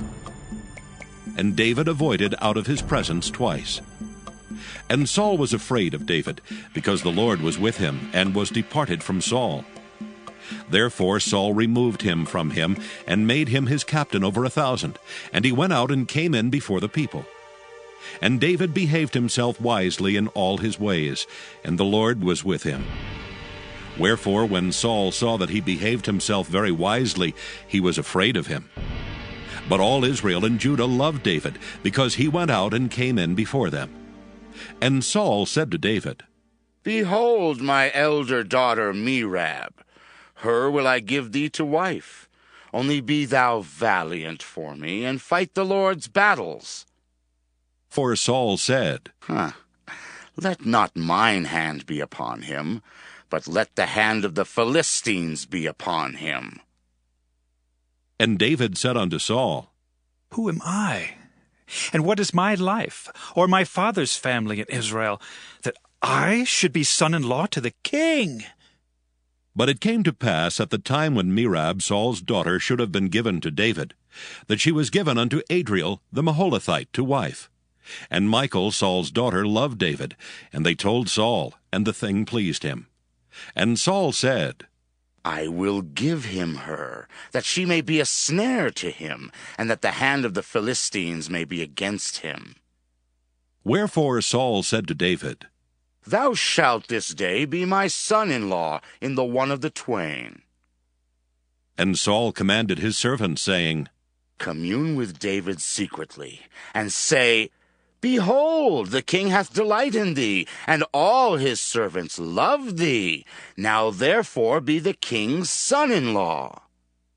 And Saul's servants spake those words in the ears of David. And David said, Seemeth it to you a light thing to be a king's son-in-law, seeing that I am a poor man and lightly esteemed? And the servants of Saul told him, saying, On this manner spake David. And Saul said, Thus shall ye say to David, The king desireth not any dowry, but 100 foreskins of the Philistines, to be avenged of the king's enemies. But Saul thought to make David fall by the hand of the Philistines. And when his servants told David these words, it pleased David well to be the king's son-in-law, and the days were not expired. Wherefore David arose and went, he and his men, and slew of the Philistines 200 men. And David brought their foreskins, and they gave them in full tale to the king, that he might be the king's son-in-law. And Saul gave him Michal his daughter to wife. And Saul saw and knew that the Lord was with David, and that Michal, Saul's daughter, loved him. And Saul was yet the more afraid of David, and Saul became David's enemy continually. Then the princes of the Philistines went forth, and it came to pass, after they went forth, that David behaved himself more wisely than all the servants of Saul, so that his name was much set by. 1 Samuel chapter 19. And Saul spake to Jonathan his son, and to all his servants, that they should kill David. But Jonathan, Saul's son, delighted much in David. And Jonathan told David, saying, Saul my father seeketh to kill thee. Now therefore I pray thee, take heed to thyself until the morning, and abide in a secret place, and hide thyself. And I will go out and stand beside my father in the field where thou art, and I will commune with my father of thee. And what I see, that I will tell thee. And Jonathan spake good of David unto Saul his father, and said unto him, Let not the king sin against his servant, against David, because he hath not sinned against thee, and because his works have been to thee very good. For he did put his life in his hand, and slew the Philistine, and the Lord wrought a great salvation for all Israel. Thou sawest it, and didst rejoice. Wherefore then wilt thou sin against innocent blood, to slay David without a cause? And Saul hearkened unto the voice of Jonathan, and Saul sware, As the Lord liveth, he shall not be slain. And Jonathan called David, and Jonathan showed him all those things. And Jonathan brought David to Saul, and he was in his presence as in times past. And there was war again, and David went out and fought with the Philistines, and slew them with a great slaughter, and they fled from him. And the evil spirit from the Lord was upon Saul, as he sat in his house with his javelin in his hand, and David played with his hand. And Saul sought to smite David even to the wall with the javelin, but he slipped away out of Saul's presence, and he smote the javelin into the wall, and David fled and escaped that night. Saul also sent messengers unto David's house to watch him, and to slay him in the morning. And Michal, David's wife, told him, saying, If thou save not thy life tonight, tomorrow thou shalt be slain. So Michal let David down through a window, and he went and fled and escaped. And Michal took an image and laid it in the bed, and put a pillow of goat's hair for his bolster, and covered it with a cloth. And when Saul sent messengers to take David, she said, He is sick. And Saul sent the messengers again to see David, saying, Bring him up to me in the bed, that I may slay him. And when the messengers were come in, behold, there was an image in the bed with a pillow of goat's hair for his bolster. And Saul said unto Michal, Why hast thou deceived me so, and sent away mine enemy, that he is escaped? And Michal answered Saul, He said unto me, Let me go. Why should I kill thee? So David fled and escaped, and came to Samuel to Ramah, and told him all that Saul had done to him. And he and Samuel went and dwelt in Naioth. And it was told Saul, saying, Behold, David is at Naioth in Ramah. And Saul sent messengers to take David. And when they saw the company of the prophets prophesying, and Samuel standing as appointed over them, the Spirit of God was upon the messengers of Saul, and they also prophesied. And when it was told Saul, he sent other messengers, and they prophesied likewise. And Saul sent messengers again the third time, and they prophesied also. Then went he also to Ramah, and came to a great well that is in Secu. And he asked and said, Where are Samuel and David? And one said, Behold, they be at Naioth and Ramah. And he went thither to Naioth and Ramah, and the Spirit of God was upon him also, and he went on and prophesied until he came to Naioth and Ramah. And he stripped off his clothes also, and prophesied before Samuel in like manner, and lay down naked all that day and all that night. Wherefore they say, Is Saul also among the prophets? 1 Samuel chapter 20. And David fled from Naioth and Ramah, and came and said before Jonathan, What have I done? What is mine iniquity? And what is my sin before thy father, that he seeketh my life? And he said unto him, God forbid, thou shalt not die. Behold, my father will do nothing, either great or small, but that he will show it me. And why should my father hide this thing from me? It is not so.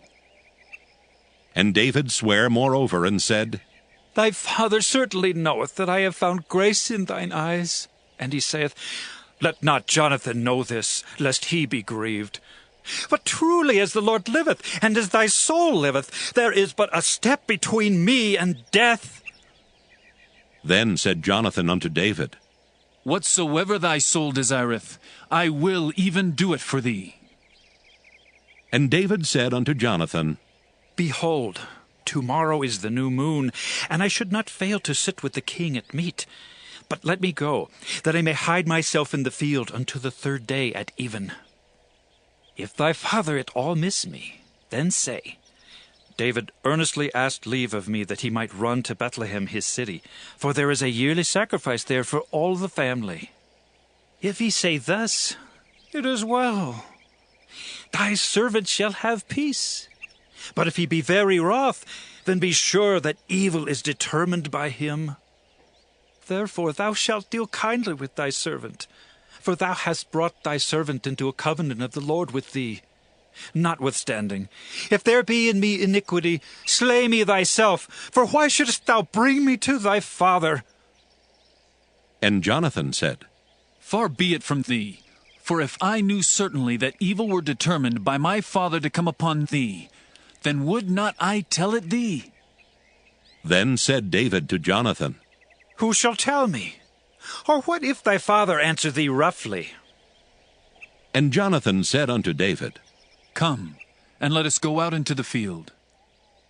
And they went out both of them into the field. And Jonathan said unto David, O Lord God of Israel, when I have sounded my father about tomorrow any time, or the 3rd day, and behold, if there be good toward David, and I then send not unto thee and show it thee, the Lord do so and much more to Jonathan. But if it please my father to do thee evil, then I will show it thee and send thee away, that thou mayest go in peace. And the Lord be with thee, as he hath been with my father. And thou shalt not only while yet I live show me the kindness of the Lord, that I die not, but also thou shalt not cut off thy kindness from my house forever. No, not when the Lord hath cut off the enemies of David, every one from the face of the earth. So Jonathan made a covenant with the house of David, saying, Let the Lord even require it at the hand of David's enemies. And Jonathan caused David to swear again, because he loved him, for he loved him as he loved his own soul. Then Jonathan said to David, Tomorrow is the new moon, and thou shalt be missed, because thy seat will be empty. And when thou hast stayed 3 days, then thou shalt go down quickly and come to the place where thou didst hide thyself when the business was in hand, and shalt remain by the stone Ezel. And I will shoot 3 arrows on the side thereof, as though I shot at a mark. And behold, I will send a lad, saying, Go, find out the arrows. If I expressly say unto the lad, Behold, the arrows are on this side of thee, take them. Then come thou, for there is peace to thee, and no hurt, as the Lord liveth. But if I say thus unto the young man, Behold, the arrows are beyond thee, go thy way, for the Lord hath sent thee away. And as touching the matter which thou and I have spoken of, behold, the Lord be between thee and me forever. So David hid himself in the field. And when the new moon was come, the king sat him down to eat meat. And the king sat upon his seat, as at other times, even upon a seat by the wall. And Jonathan arose, and Abner sat by Saul's side, and David's place was empty. Nevertheless Saul spake not anything that day, for he thought, Something hath befallen him. He is not clean. Surely he is not clean. And it came to pass on the morrow, which was the 2nd day of the month, that David's place was empty. And Saul said unto Jonathan his son, Wherefore cometh not the son of Jesse to meat, neither yesterday nor today? And Jonathan answered Saul, David earnestly asked leave of me to go to Bethlehem. And he said, Let me go, I pray thee, for our family hath a sacrifice in the city, and my brother he hath commanded me to be there. And now, if I have found favor in thine eyes, let me get away, I pray thee, and see my brethren. Therefore he cometh not unto the king's table. Then Saul's anger was kindled against Jonathan, and he said unto him, Thou son of the perverse, rebellious woman! Do not I know that thou hast chosen the son of Jesse to thine own confusion, and unto the confusion of thy mother's nakedness? For as long as the son of Jesse liveth upon the ground, thou shalt not be established, nor thy kingdom. Wherefore now send and fetch him unto me, for he shall surely die. And Jonathan answered Saul his father, and said unto him, Wherefore shall he be slain? What hath he done? And Saul cast a javelin at him to smite him, whereby Jonathan knew that it was determined of his father to slay David. So Jonathan arose from the table in fierce anger, and did eat no meat the 2nd day of the month. For he was grieved for David, because his father had done him shame. And it came to pass in the morning that Jonathan went out into the field at the time appointed with David, and a little lad with him. And he said unto his lad, Run! Find out now the arrows which I shoot. And as the lad ran, he shot an arrow beyond him. And when the lad was come to the place of the arrow which Jonathan had shot, Jonathan cried after the lad, and said, Is not the arrow beyond thee? And Jonathan cried after the lad, Make speed, haste, stay not. And Jonathan's lad gathered up the arrows and came to his master. But the lad knew not anything, only Jonathan and David knew the matter.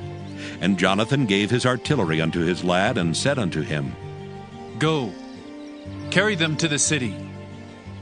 And as soon as the lad was gone, David arose out of a place toward the south, and fell on his face to the ground, and bowed himself 3 times. And they kissed one another, and wept one with another, until David exceeded. And Jonathan said to David, Go in peace. For as much as we have sworn, both of us, in the name of the Lord, saying, The Lord be between me and thee, and between my seed and thy seed forever. And he arose and departed. And Jonathan went into the city. 1 Samuel chapter 21. Then came David to Nob to Ahimelech the priest. And Ahimelech was afraid at the meeting of David, and said unto him, Why art thou alone, and no men with thee? And David said unto Ahimelech the priest, The king hath commanded me a business, and hath said unto me, Let no man know anything of the business whereabout I send thee, and what I have commanded thee, and I have appointed my servants to such and such a place. Now therefore, what is under thine hand? Give me 5 loaves of bread in mine hand, or what there is present. And the priest answered David, and said, There is no common bread under mine hand, but there is hallowed bread, if the young men have kept themselves at least from women. And David answered the priest, and said unto him, Of a truth, women have been kept from us about these 3 days since I came out, and the vessels of the young men are holy, and the bread is in a manner common, yea, though it were sanctified this day in the vessel. So the priest gave him hallowed bread, for there was no bread there but the showbread that was taken from before the Lord, to put hot bread in the day when it was taken away. Now a certain man of the servants of Saul was there that day, detained before the Lord. And his name was Doeg an Edomite, the chiefest of the herdmen that belonged to Saul. And David said unto Ahimelech, And is there not here under thine hand spear or sword? For I have neither brought my sword nor my weapons with me, because the king's business required haste. And the priest said, The sword of Goliath the Philistine, whom thou slewest in the valley of Elah, behold, it is here wrapped in a cloth behind the ephod. If thou wilt take that, take it, for there is no other save that here. And David said, There is none like that. Give it me. And David arose and fled that day for fear of Saul, and went to Achish the king of Gath. And the servants of Achish said unto him, Is not this David the king of the land? Did they not sing one to another of him in dances, saying, Saul hath slain his thousands, and David his 10,000s? And David laid up these words in his heart, and was sore afraid of Achish the king of Gath. And he changed his behavior before them, and feigned himself mad in their hands, and scrabbled on the doors of the gate, and let his spittle fall down upon his beard. Then said Achish unto his servants, Lo, ye see the man is mad, wherefore then have ye brought him to me? Have I need of madmen that ye have brought this fellow to play the madman in my presence? Shall this fellow come into my house? 1 Samuel chapter 22. David therefore departed thence, and escaped to the cave Adullam. And when his brethren and all his father's house heard it, they went down thither to him. And every one that was in distress, and every one that was in debt, and every one that was discontented, gathered themselves unto him, and he became a captain over them. And there were with him about 400 men. And David went thence to Mizpah of Moab, and he said unto the king of Moab, Let my father and my mother, I pray thee, come forth, and be with you till I know what God will do for me. And he brought them before the king of Moab, and they dwelt with him all the while that David was in the hold. And the prophet Gad said unto David, Abide not in the hold, depart, and get thee into the land of Judah. Then David departed, and came into the forest of Hareth. When Saul heard that David was discovered, and the men that were with him, now Saul abode in Gibeah under a tree in Ramah, having his spear in his hand, and all his servants were standing about him. Then Saul said unto his servants that stood about him, Hear now, ye Benjamites. Will the son of Jesse give every one of you fields and vineyards, and make you all captains of thousands and captains of hundreds? That all of you have conspired against me, and there is none that showeth me that my son hath made a league with the son of Jesse, and there is none of you that is sorry for me, or showeth unto me that my son hath stirred up my servant against me, to lie in wait, as at this day? Then answered Doeg the Edomite, which was set over the servants of Saul, and said, I saw the son of Jesse coming to Nob, to Ahimelech the son of Ahitub, and he inquired of the Lord for him, and gave him victuals, and gave him the sword of Goliath the Philistine. Then the king sent to call Ahimelech the priest, the son of Ahitub, and all his father's house, the priests that were in Nob, and they came all of them to the king. And Saul said, Hear now, thou son of Ahitub. And he answered, Here I am, my lord. And Saul said unto him, Why have ye conspired against me, thou and the son of Jesse, in that thou hast given him bread and a sword, and hast inquired of God for him, that he should rise against me, to lie in wait, as at this day? Then Ahimelech answered the king, and said, And who is so faithful among all thy servants as David, which is the king's son-in-law, and goeth at thy bidding, and is honorable in thine house? Did I then begin to inquire of God for him? Be it far from me. Let not the king impute anything unto his servant, nor to all the house of my father. For thy servant knew nothing of all this, less or more. And the king said, Thou shalt surely die, Ahimelech, thou and all thy father's house. And the king said unto the footmen that stood about him, Turn and slay the priests of the Lord, because their hand also is with David, and because they knew when he fled, and did not show it to me. But the servants of the king would not put forth their hand to fall upon the priests of the Lord. And the king said to Doeg, Turn thou and fall upon the priests. And Doeg the Edomite turned, and he fell upon the priests, and slew on that day 75 persons that did wear a linen ephod. And Nob, the city of the priests, smote he with the edge of the sword both men and women, children and sucklings, and oxen and asses and sheep, with the edge of the sword. And one of the sons of Ahimelech, the son of Ahitub, named Abiathar, escaped and fled after David. And Abiathar showed David that Saul had slain the Lord's priests. And David said unto Abiathar, I knew it that day, when Doeg the Edomite was there, that he would surely tell Saul. I have occasioned the death of all the persons of thy father's house. Abide thou with me. Fear not, for he that seeketh my life seeketh thy life, but with me thou shalt be in safeguard.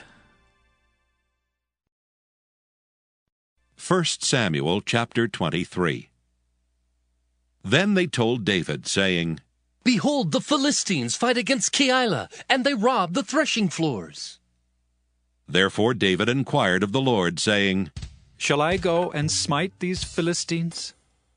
And the Lord said unto David, Go, and smite the Philistines, and save Keilah.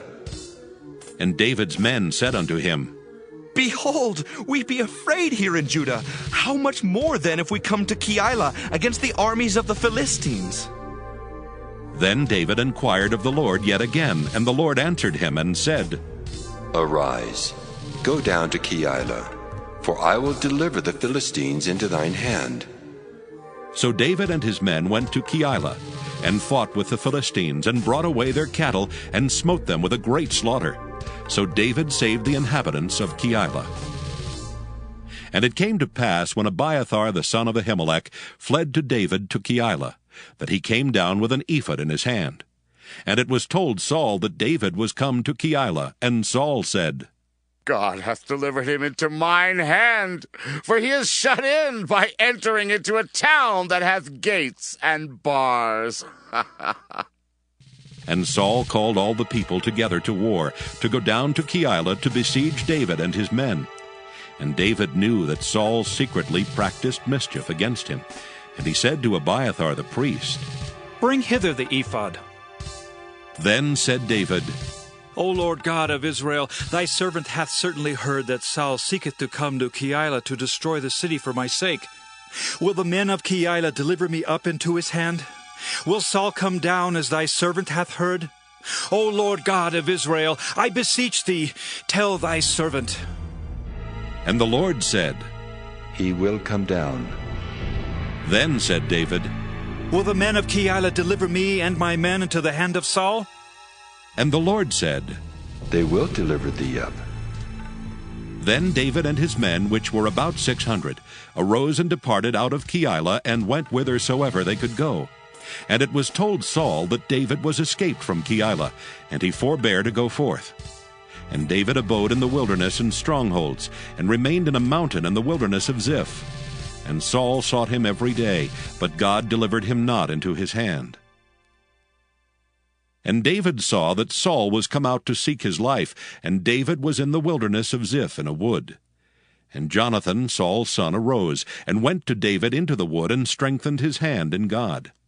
And he said unto him, Fear not, for the hand of Saul my father shall not find thee, and thou shalt be king over Israel, and I shall be next unto thee, and that also Saul my father knoweth.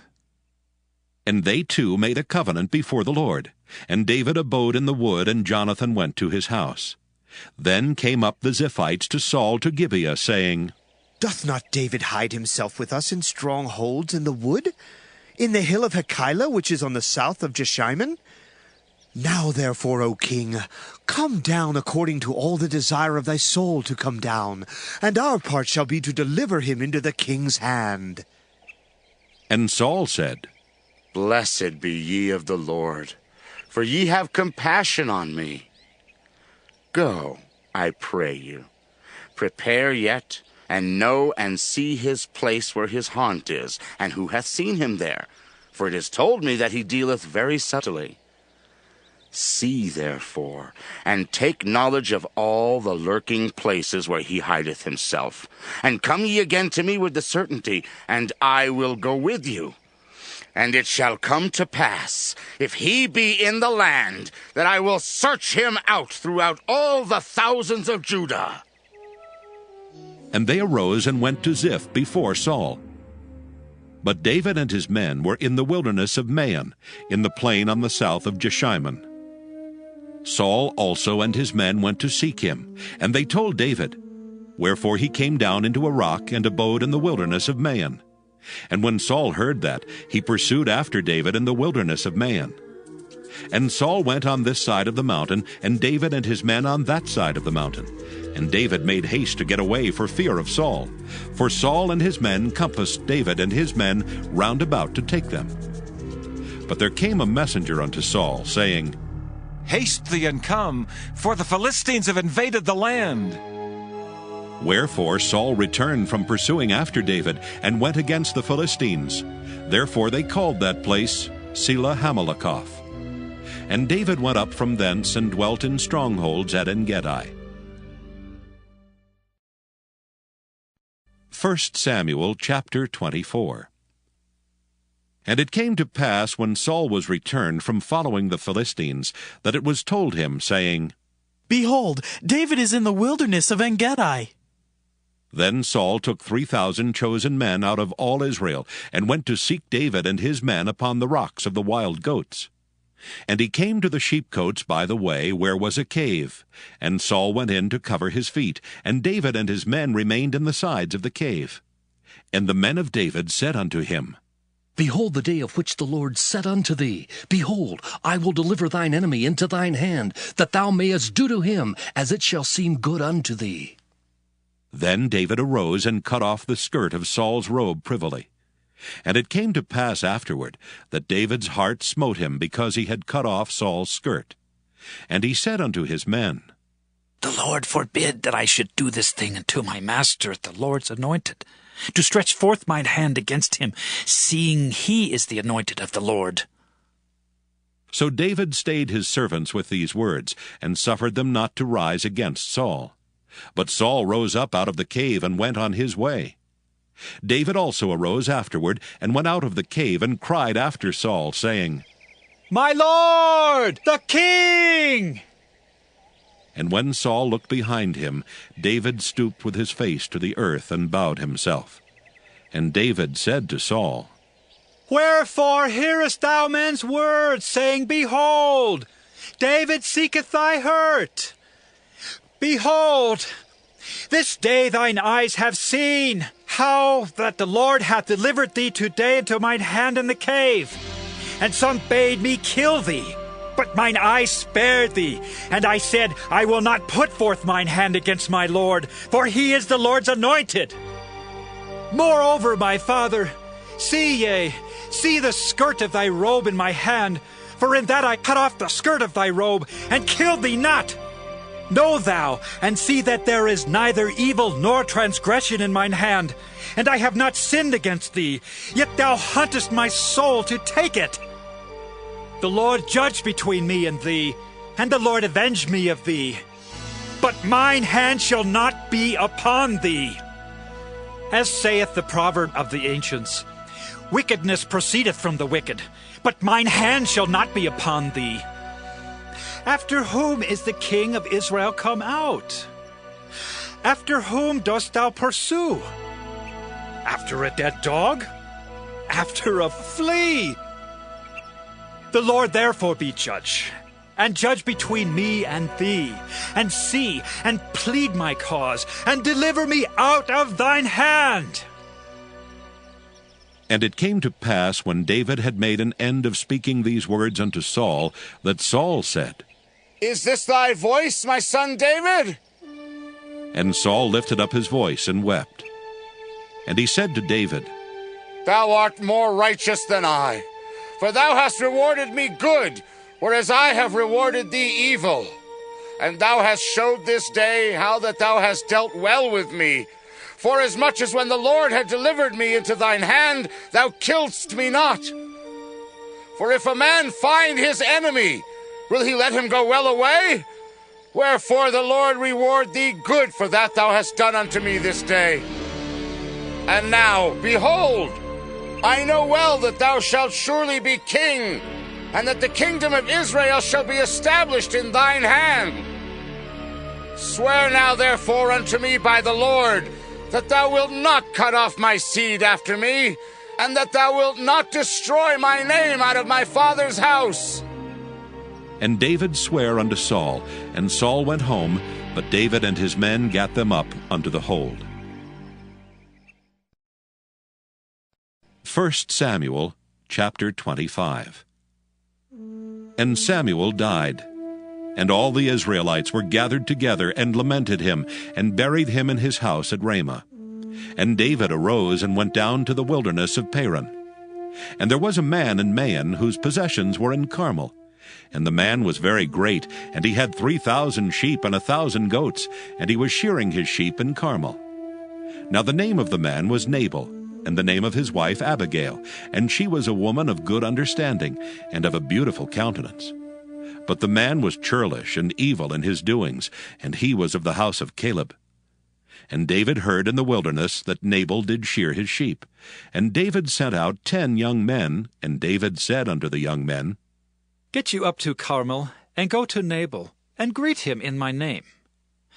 And thus shall ye say to him that liveth in prosperity, Peace be both to thee, and peace be to thine house, and peace be unto all that thou hast. And now I have heard that thou hast shearers. Now thy shepherds which were with us, we hurt them not, neither was there aught missing unto them, all the while they were in Carmel. Ask thy young men, and they will show thee. Wherefore let the young men find favor in thine eyes, for we come in a good day. Give, I pray thee, whatsoever cometh to thine hand unto thy servants, and to thy son David. And when David's young men came, they spake to Nabal according to all those words in the name of David, and ceased. And Nabal answered David's servants, and said, Who is David, and who is the son of Jesse? There be many servants nowadays that break away every man from his master. Shall I then take my bread, and my water, and my flesh, that I have killed for my shearers, and give it unto men whom I know not whence they be? So David's young men turned their way, and went again, and came and told him all those sayings. And David said unto his men, Gird ye on every man his sword.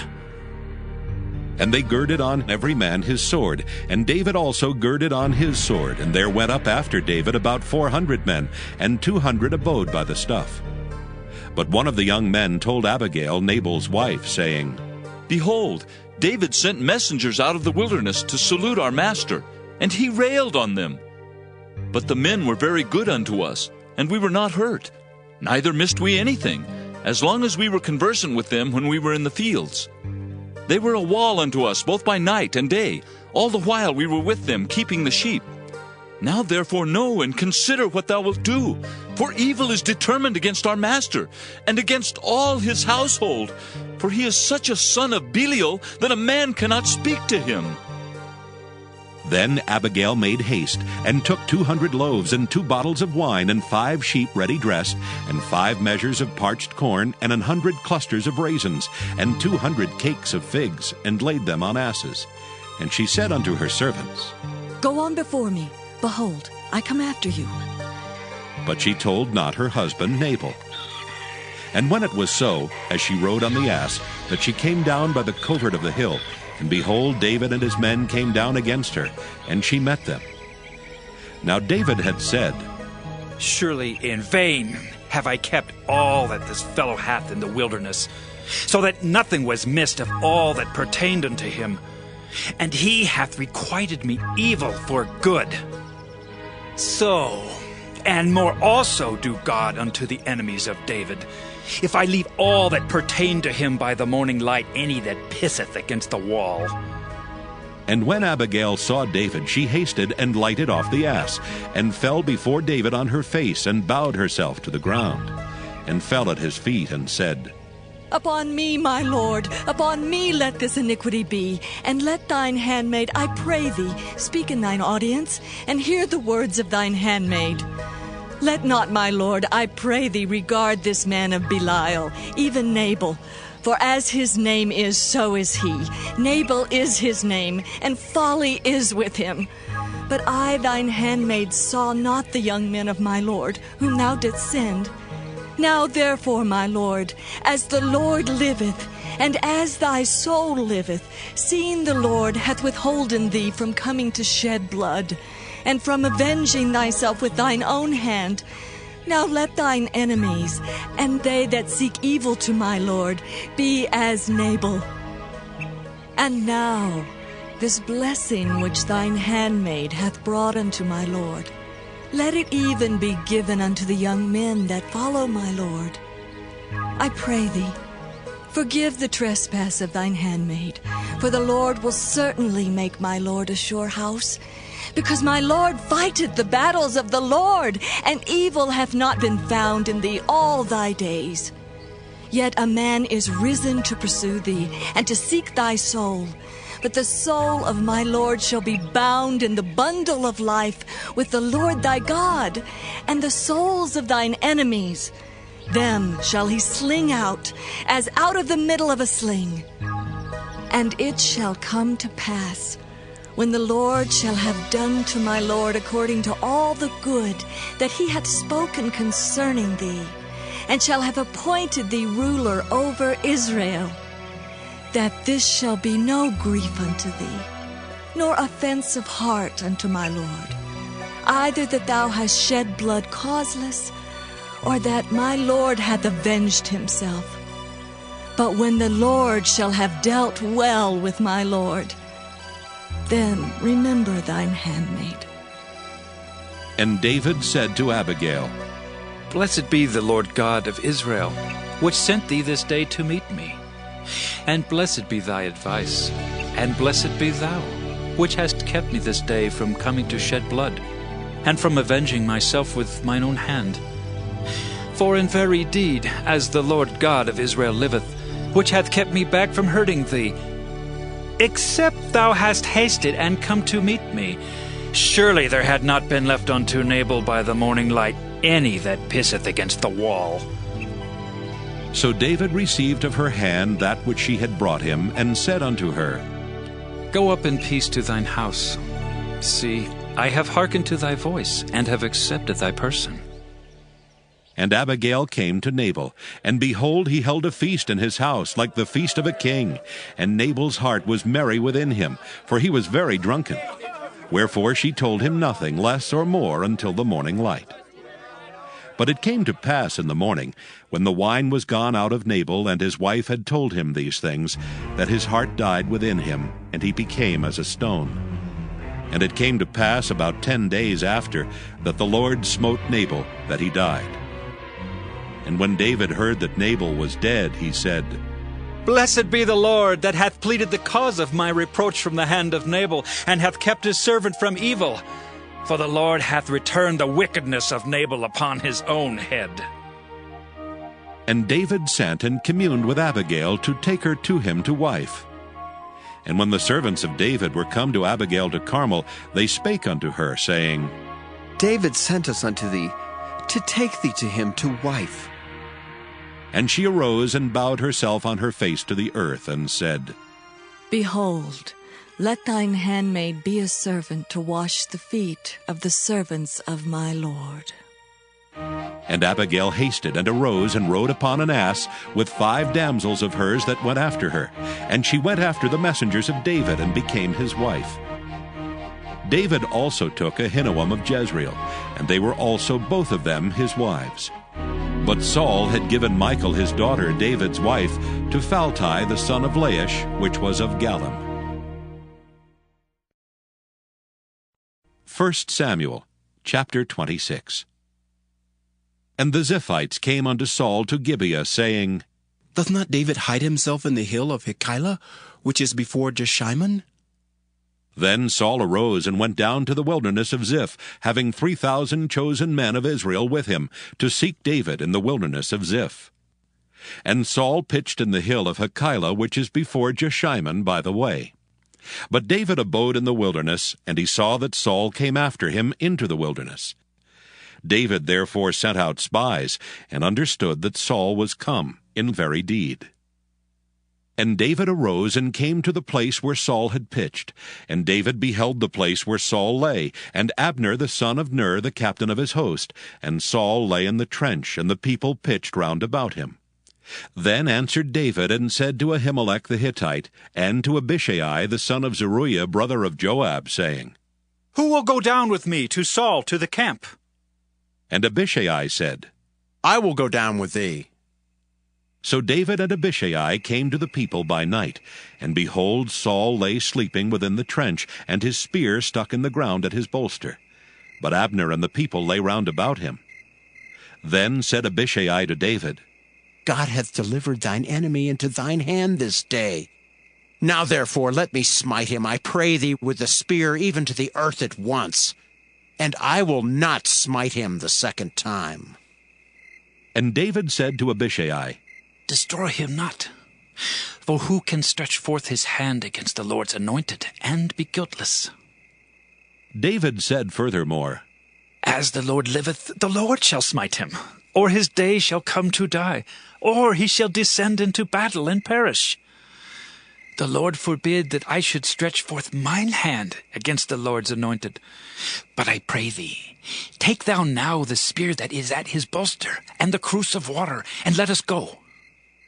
So David took the spear and the cruse of water from Saul's bolster, and they gat them away, and no man saw it, nor knew it, neither awaked. For they were all asleep, because a deep sleep from the Lord was fallen upon them. Then David went over to the other side, and stood on the top of an hill afar off, a great space being between them. And David cried to the people and to Abner the son of Ner, saying, Answerest thou not, Abner? Then Abner answered and said, Who art thou that criest to the king? And David said to Abner, Art not thou a valiant man? And who is like to thee in Israel? Wherefore then hast thou not kept thy lord the king? For there came one of the people in to destroy the king thy lord. This thing is not good that thou hast done. As the Lord liveth, ye are worthy to die, because ye have not kept your master, the Lord's anointed. And now see where the king's spear is, and the cruse of water that was at his bolster. And Saul knew David's voice, and said, Is this thy voice, my son David? And David said, It is my voice, my lord, O king. And he said, Wherefore doth my lord thus pursue after his servant? For what have I done? Or what evil is in mine hand? Now therefore I pray thee, let my lord the king hear the words of his servant. If the Lord have stirred thee up against me, let him accept an offering. But if they be the children of men, cursed be they before the Lord. For they have driven me out this day from abiding in the inheritance of the Lord, saying, Go, serve other gods. Now therefore let not my blood fall to the earth before the face of the Lord, for the king of Israel is come out to seek a flea, as when one doth hunt a partridge in the mountains. Then said Saul, I have sinned. Return, my son David, for I will no more do thee harm, because my soul was precious in thine eyes this day. Behold, I have played the fool, and have erred exceedingly. And David answered and said, Behold the king's spear, and let one of the young men come over and fetch it. The Lord render to every man his righteousness and his faithfulness, for the Lord delivered thee into my hand today. But I would not stretch forth mine hand against the Lord's anointed. And behold, as thy life was much set by this day in mine eyes, so let my life be much set by in the eyes of the Lord, and let him deliver me out of all tribulation. Then Saul said to David, Blessed be thou, my son David. Thou shalt both do great things, and also shalt still prevail. So David went on his way, and Saul returned to his place. 1 Samuel chapter 27. And David said in his heart, I shall now perish one day by the hand of Saul. There is nothing better for me than that I should speedily escape into the land of the Philistines. And Saul shall despair of me, to seek me any more in any coast of Israel. So shall I escape out of his hand. And David arose, and he passed over with 600 men that were with him unto Achish, the son of Maoch, king of Gath. And David dwelt with Achish at Gath, he and his men, every man with his household, even David with his 2 wives, Ahinoam the Jezreelitess, and Abigail the Carmelitess, Nabal's wife. And it was told Saul that David was fled to Gath, and he sought no more again for him. And David said unto Achish, If I have now found grace in thine eyes, let them give me a place in some town in the country, that I may dwell there. For why should thy servant dwell in the royal city with thee? Then Achish gave him Ziklag that day. Wherefore Ziklag pertaineth unto the kings of Judah unto this day. And the time that David dwelt in the country of the Philistines was a full year and 4 months. And David and his men went up, and invaded the Geshurites, and the Gezrites, and the Amalekites, for those nations were of old the inhabitants of the land, as thou goest to Shur, even unto the land of Egypt. And David smote the land, and left neither man nor woman alive, and took away the sheep, and the oxen, and the asses, and the camels, and the apparel, and returned and came to Achish. And Achish said, Whither have ye made a road today? And David said, Against the south of Judah, and against the south of the Jerahmeelites, and against the south of the Kenites. And David saved neither man nor woman alive to bring tidings to Gath, saying, Lest they should tell on us, saying, So did David, and so will be his manner all the while he dwelleth in the country of the Philistines. And Achish believed David, saying, He hath made his people Israel utterly to abhor him, and therefore he shall be my servant forever. 1 Samuel chapter 28. And it came to pass in those days that the Philistines gathered their armies together for warfare, to fight with Israel. And Achish said unto David, Know thou assuredly that thou shalt go out with me to battle, thou and thy men. And David said to Achish, Surely thou shalt know what thy servant can do. And Achish said to David, Therefore will I make thee keeper of mine head forever. Now Samuel was dead, and all Israel had lamented him, and buried him in Ramah, even in his own city. And Saul had put away those that had familiar spirits, and the wizards out of the land. And the Philistines gathered themselves together, and came and pitched in Shunem. And Saul gathered all Israel together, and they pitched in Gilboa. And when Saul saw the host of the Philistines, he was afraid, and his heart greatly trembled. And when Saul inquired of the Lord answered him not, neither by dreams, nor by Urim, nor by prophets. Then said Saul unto his servants, Seek me a woman that hath a familiar spirit, that I may go to her and inquire of her. And his servants said to him, Behold, there is a woman that hath a familiar spirit at Endor. And Saul disguised himself, and put on other raiment. And he went, and 2 men with him, and they came to the woman by night. And he said, I pray thee, divine unto me by the familiar spirit, and bring me him up whom I shall name unto thee. And the woman said unto him, Behold, thou knowest what Saul hath done, how he hath cut off those that have familiar spirits, and the wizards out of the land. Wherefore then layest thou a snare for my life to cause me to die? And Saul sware to her by the Lord, saying, As the Lord liveth, there shall no punishment happen to thee for this thing. Then said the woman, Whom shall I bring up unto thee? And he said, Bring me up Samuel. And when the woman saw Samuel, she cried with a loud voice. And the woman spake to Saul, saying, Why hast thou deceived me? For thou art Saul. And the king said unto her, Be not afraid, for what sawest thou? And the woman said unto Saul, I saw gods ascending out of the earth. And he said unto her, What form is he of? And she said, An old man cometh up, and he is covered with a mantle. And Saul perceived that it was Samuel, and he stooped with his face to the ground and bowed himself. And Samuel said to Saul, Why hast thou disquieted me to bring me up? And Saul answered, I am sore distressed, for the Philistines make war against me, and God is departed from me, and answereth me no more, neither by prophets nor by dreams. Therefore I have called thee, that thou mayest make known unto me what I shall do.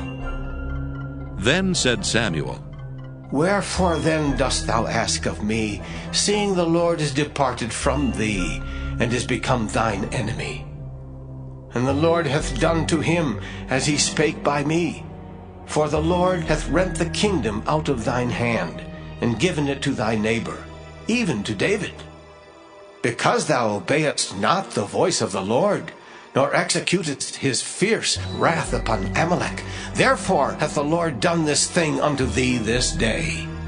Moreover, the Lord will also deliver Israel with thee into the hand of the Philistines. And tomorrow shalt thou and thy sons be with me. The Lord also shall deliver the host of Israel into the hand of the Philistines. Then Saul fell straightway all along on the earth, and was sore afraid because of the words of Samuel. And there was no strength in him, for he had eaten no bread all the day, nor all the night. And the woman came unto Saul, and saw that he was sore troubled, and said unto him, Behold, thine handmaid hath obeyed thy voice, and I have put my life in my hand, and have hearkened unto thy words which thou spakest unto me. Now therefore, I pray thee, hearken thou also unto the voice of thine handmaid, and let me set a morsel of bread before thee, and eat, that thou mayest have strength when thou goest on thy way. But he refused, and said, I will not eat. But his servants together with the woman compelled him, and he hearkened unto their voice. So he arose from the earth, and sat upon the bed. And the woman had a fat calf in the house, and she hasted and killed it, and took flour and kneaded it, and did bake unleavened bread thereof. And she brought it before Saul and before his servants, and they did eat. Then they rose up and went away that night. 1 Samuel chapter 29. Now the Philistines gathered together all their armies to Aphek, and the Israelites pitched by a fountain which is in Jezreel. And the lords of the Philistines passed on by hundreds and by thousands, but David and his men passed on in the rearward with Achish. Then said the princes of the Philistines, What do these Hebrews here? And Achish said unto the princes of the Philistines, Is not this David the servant of Saul, the king of Israel, which hath been with me these days or these years? And I have found no fault in him since he fell unto me, unto this day. And the princes of the Philistines were wroth with him. And the princes of the Philistines said unto him, Make this fellow return, that he may go again to his place which thou hast appointed him, and let him not go down with us to battle, lest in the battle he be an adversary to us. For wherewith should he reconcile himself unto his master? Should it not be with the heads of these men? Is not this David, of whom they sang one to another in dances, saying, Saul slew his thousands, and David his 10,000s? Then Achish called David, and said unto him, Surely as the Lord liveth, thou hast been upright, and thy going out and thy coming in with me in the host is good in my sight. For I have not found evil in thee since the day of thy coming unto me, unto this day. Nevertheless, the Lord's favor thee not. Wherefore now return, and go in peace, that thou displease not the lords of the Philistines. And David said unto Achish, But what have I done? And what hast thou found in thy servant, so long as I have been with thee unto this day, that I may not go fight against the enemies of my lord the king? And Achish answered and said to David, I know that thou art good in my sight as an angel of God. Notwithstanding, the princes of the Philistines have said, He shall not go up with us to the battle. Wherefore now rise up early in the morning with thy master's servants that are come with thee, and as soon as ye be up early in the morning and have light, depart. So David and his men rose up early to depart in the morning, to return into the land of the Philistines. And the Philistines went up to Jezreel. 1 Samuel chapter 30. And it came to pass, when David and his men were come to Ziklag on the third day, that the Amalekites had invaded the south and Ziklag, and smitten Ziklag, and burned it with fire, and had taken the women captives that were therein. They slew not any, either great or small, but carried them away, and went on their way. So David and his men came to the city, and behold, it was burned with fire, and their wives and their sons and their daughters were taken captives. Then David and the people that were with him lifted up their voice and wept, until they had no more power to weep. And David's 2 wives were taken captives, Ahinoam the Jezreelitess, and Abigail the wife of Nabal the Carmelite. And David was greatly distressed, for the people spake of stoning him, because the soul of all the people was grieved, every man for his sons and for his daughters. But David encouraged himself in the Lord his God. And David said to Abiathar the priest, Ahimelech's son, I pray thee, bring me hither the ephod. And Abiathar brought thither the ephod to David. And David inquired at the Lord, saying, Shall I pursue after this troop? Shall I overtake them? And he answered him, Pursue, for thou shalt surely overtake them, and without fail recover all. So David went, he and the 600 men that were with him, and came to the brook Besor, where those that were left behind stayed. But David pursued, he and 400 men, for 200 abode behind, which were so faint that they could not go over the brook Besor. And they found an Egyptian in the field, and brought him to David, and gave him bread, and he did eat. And they made him drink water. And they gave him a piece of a cake of figs, and 2 clusters of raisins. And when he had eaten, his spirit came again to him, for he had eaten no bread, nor drunk any water 3 days and 3 nights. And David said unto him, To whom belongest thou? And whence art thou? And he said, I am a young man of Egypt, servant to an Amalekite, and my master left me, because 3 days agone I fell sick. We made an invasion upon the south of the Kerethites, and upon the coast which belongeth to Judah, and upon the south of Caleb, and we burned Ziklag with fire. And David said to him, Canst thou bring me down to this company? And he said, Swear unto me by God, that thou wilt neither kill me, nor deliver me into the hands of my master, and I will bring thee down to this company. And when he had brought him down, behold, they were spread abroad upon all the earth, eating and drinking and dancing, because of all the great spoil that they had taken out of the land of the Philistines and out of the land of Judah. And David smote them from the twilight even unto the evening of the next day, and there escaped not a man of them, save 400 young men, which rode upon camels and fled. And David recovered all that the Amalekites had carried away, and David rescued his 2 wives. And there was nothing lacking to them, neither small nor great, neither sons nor daughters, neither spoil, nor anything that they had taken to them. David recovered all. And David took all the flocks and the herds which they drave before those other cattle, and said, This is David's spoil. And David came to the 200 men which were so faint that they could not follow David, whom they had made also to abide at the brook Besor. And they went forth to meet David, and to meet the people that were with him. And when David came near to the people, he saluted them. Then answered all the wicked men and men of Belial of those that went with David, and said, Because they went not with us, we will not give them aught of the spoil that we have recovered, save to every man his wife and his children, that they may lead them away and depart. Then David said, Ye shall not do so, my brethren, with that which the Lord hath given us. Who hath preserved us and delivered the company that came against us into our hand? For who will hearken unto you in this matter? But as his part is that goeth down to the battle, so shall his part be that tarrieth by the stuff. They shall part alike.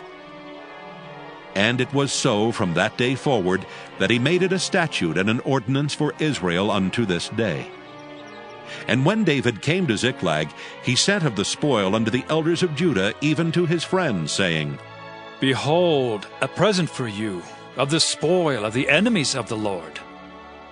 To them which were in Bethel, and to them which were in South Ramoth, and to them which were in Jattir, and to them which were in Aroer, and to them which were in Siphmoth, and to them which were in Eshtemoa, and to them which were in Rachel, and to them which were in the cities of the Jerahmeelites, and to them which were in the cities of the Kenites, and to them which were in Hormah, and to them which were in Korashan, and to them which were in Athak, and to them which were in Hebron, and to all the places where David himself and his men were wont to haunt.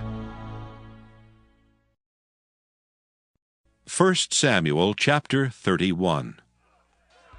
Now the Philistines fought against Israel. And the men of Israel fled from before the Philistines, and fell down slain in Mount Gilboa. And the Philistines followed hard upon Saul and upon his sons. And the Philistines slew Jonathan, and Abinadab, and Melchishua, Saul's sons. And the battle went sore against Saul, and the archers hit him, and he was sore wounded of the archers. Then said Saul unto his armor-bearer, Draw thy sword, and thrust me through therewith, lest these uncircumcised come and thrust me through, and abuse me. But his armor-bearer would not, for he was sore afraid. Therefore Saul took a sword and fell upon it. And when his armor-bearer saw that Saul was dead, he fell likewise upon his sword and died with him. So Saul died, and his 3 sons, and his armor-bearer, and all his men that same day together. And when the men of Israel that were on the other side of the valley, and they that were on the other side of Jordan, saw that the men of Israel fled, and that Saul and his sons were dead, they forsook the cities and fled, and the Philistines came and dwelt in them. And it came to pass on the morrow, when the Philistines came to strip the slain, that they found Saul and his 3 sons fallen in Mount Gilboa. And they cut off his head, and stripped off his armor, and sent into the land of the Philistines round about, to publish it in the house of their idols and among the people. And they put his armor in the house of Ashtaroth, and they fastened his body to the wall of Bethshan. And when the inhabitants of Jabesh-Gilead heard of that which the Philistines had done to Saul, all the valiant men arose, and went all night, and took the body of Saul and the bodies of his sons from the wall of Bethshan, and came to Jabesh, and burnt them there. And they took their bones, and buried them under a tree at Jabesh, and fasted 7 days.